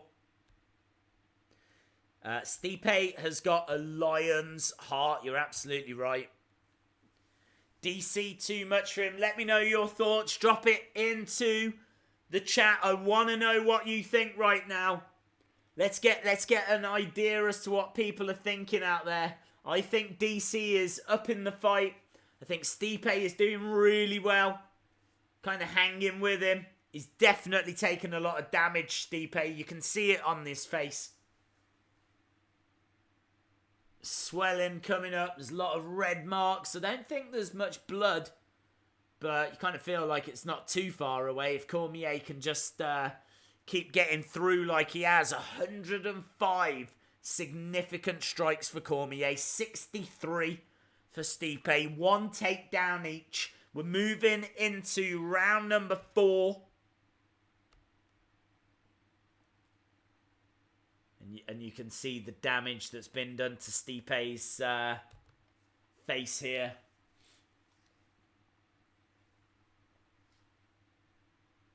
Cormier in the centre.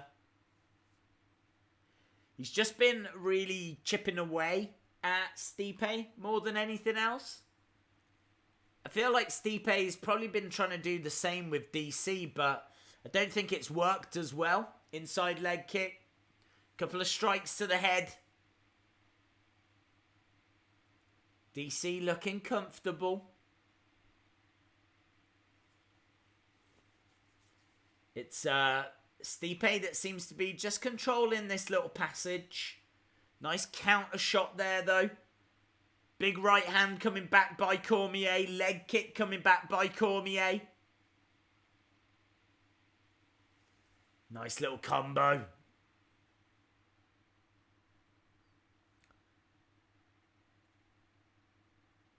30-27, 30-27, 30-27. Jim Gore, thank you so much for the support, dude. Thank you to everyone that's joined us here. We're into round number 4. Really, really interesting fight. Cormier looking well up. Still a bit too far to go, though, to just try and see the fight out. I'm surprised Cormier's not looking for more takedowns, to be honest. So far, we've only had 1 takedown each. Cormier just keeps grabbing the hands. It's Stipe that keeps firing a few shots in, not really landing with anything. Cormier just grabbing the hands. Again, I'm not sure what he's trying to achieve here. He's not really throwing a great deal back, Cormier.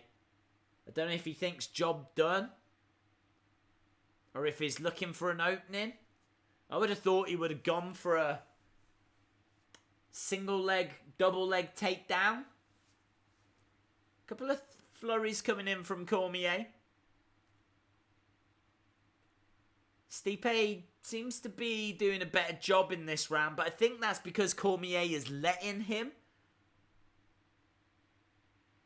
He really has taken his foot off the gas a little here, Cormier.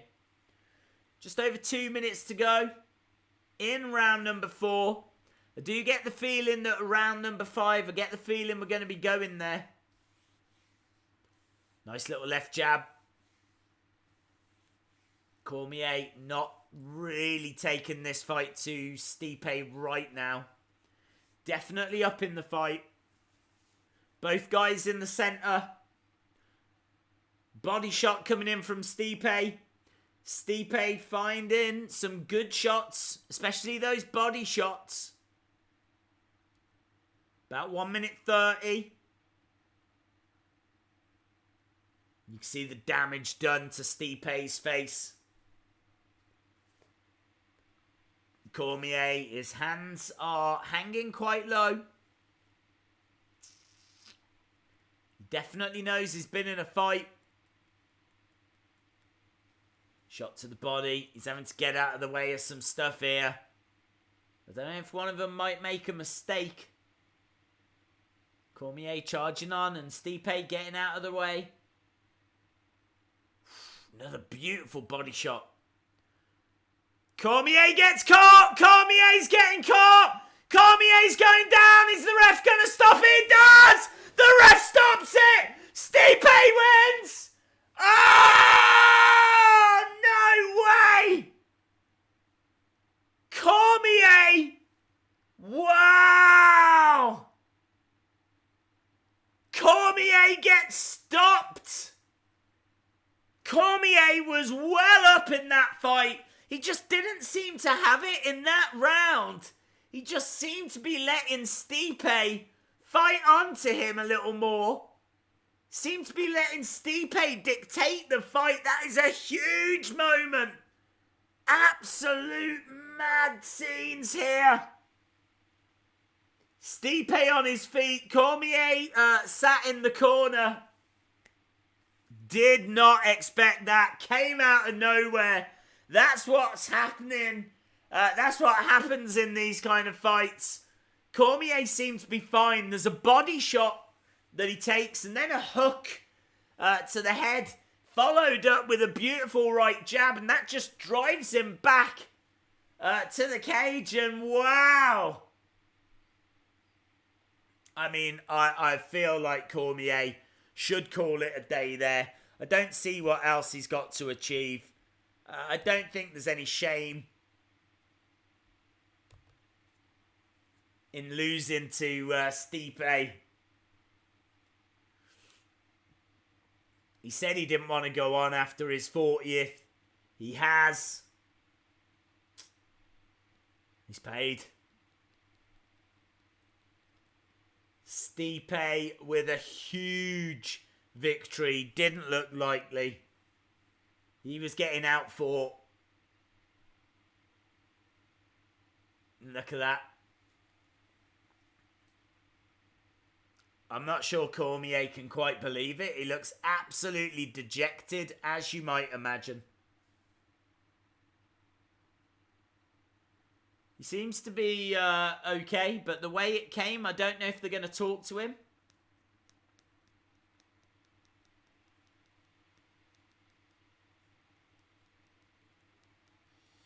One now, it is.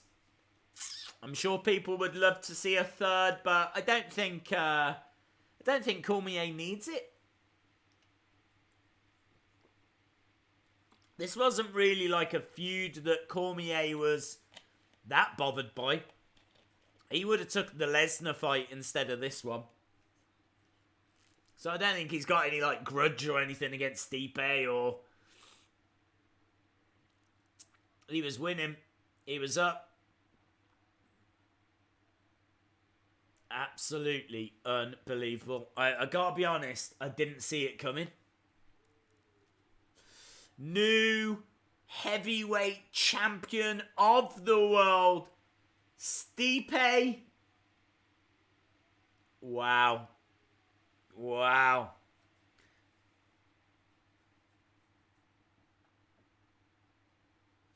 Joe Rogan having a word with Stipe.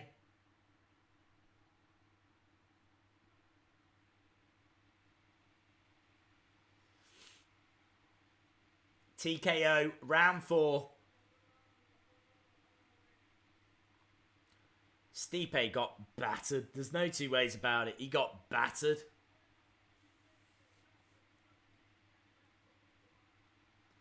But found a way.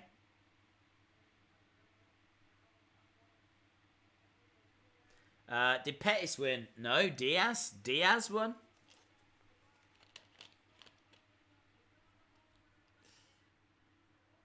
Thank you for joining us, Billy M. Really appreciate the support.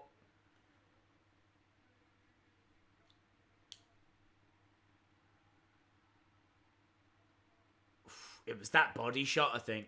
That body shot just kind of caught Cormier.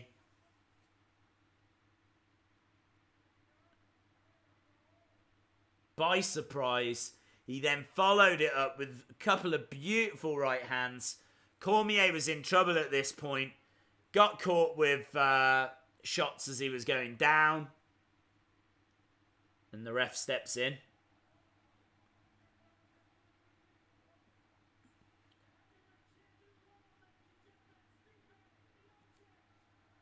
Heavyweight champion of the world, Stipe.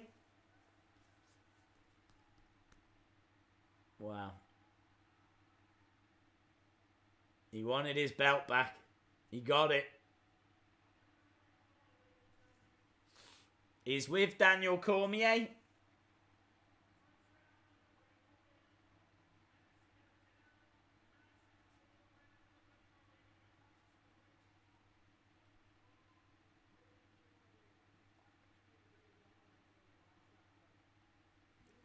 Yeah, so Cormier saying the body shot.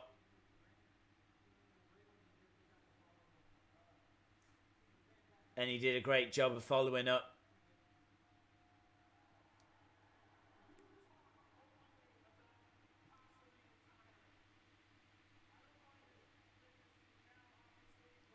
He's asking about retirement.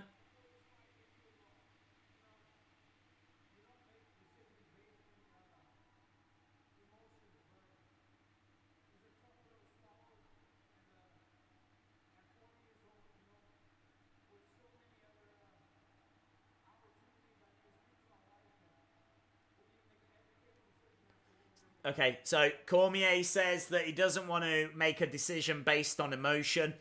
He says with other opportunities out there, he's going to speak to his wife and they will come to some kind of an agreement. They'll figure out what the best way forward is. I can definitely see Cormier going to WWE. Not to compete, but the rumour is they've offered him like a commentary position. He loves WWE. I don't think he needs to win this title back. Passing it over to Stipe. 1-1 each. Done. He achieved everything he needed to achieve.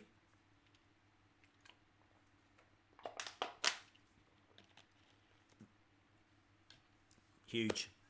Absolutely huge. Thank you very much, Ed. Appreciate the support, my friend. I really appreciate all you guys as well who joined us. I can tell you the arena, of course, emptying out now. But what a show. I mean, we had some absolutely fantastic fights. Really close. Really interesting. And then, yeah, that main event didn't go the way that I was expecting. And certainly the way it was going as well. I think Cormier retires. I don't know where Stipe goes from here. I don't know who he's gonna fight. I think they've got a real problem with that heavyweight division, but I think Cormier leaves, and that is that. I think he goes to WWE. Wow. That is it, guys. Thank you so much for joining us. Really do appreciate it. If you're watching and you don't normally watch, hit the subscribe. We will be back, I think, next week for UFC. We're definitely covering UFC 242, but we're going to try and do the fight nights as well. So I think we'll be back for those. And, yeah, Andrade. Is it Andrade against Zhang next week? 31st? Oh, a couple of weeks. Well, we'll see. We'll see. Whenever the next UFC show is, we'll be covering it. So make sure you hit that subscribe. Leave a like on the stream if you haven't already. It makes a big difference, and I really do appreciate it.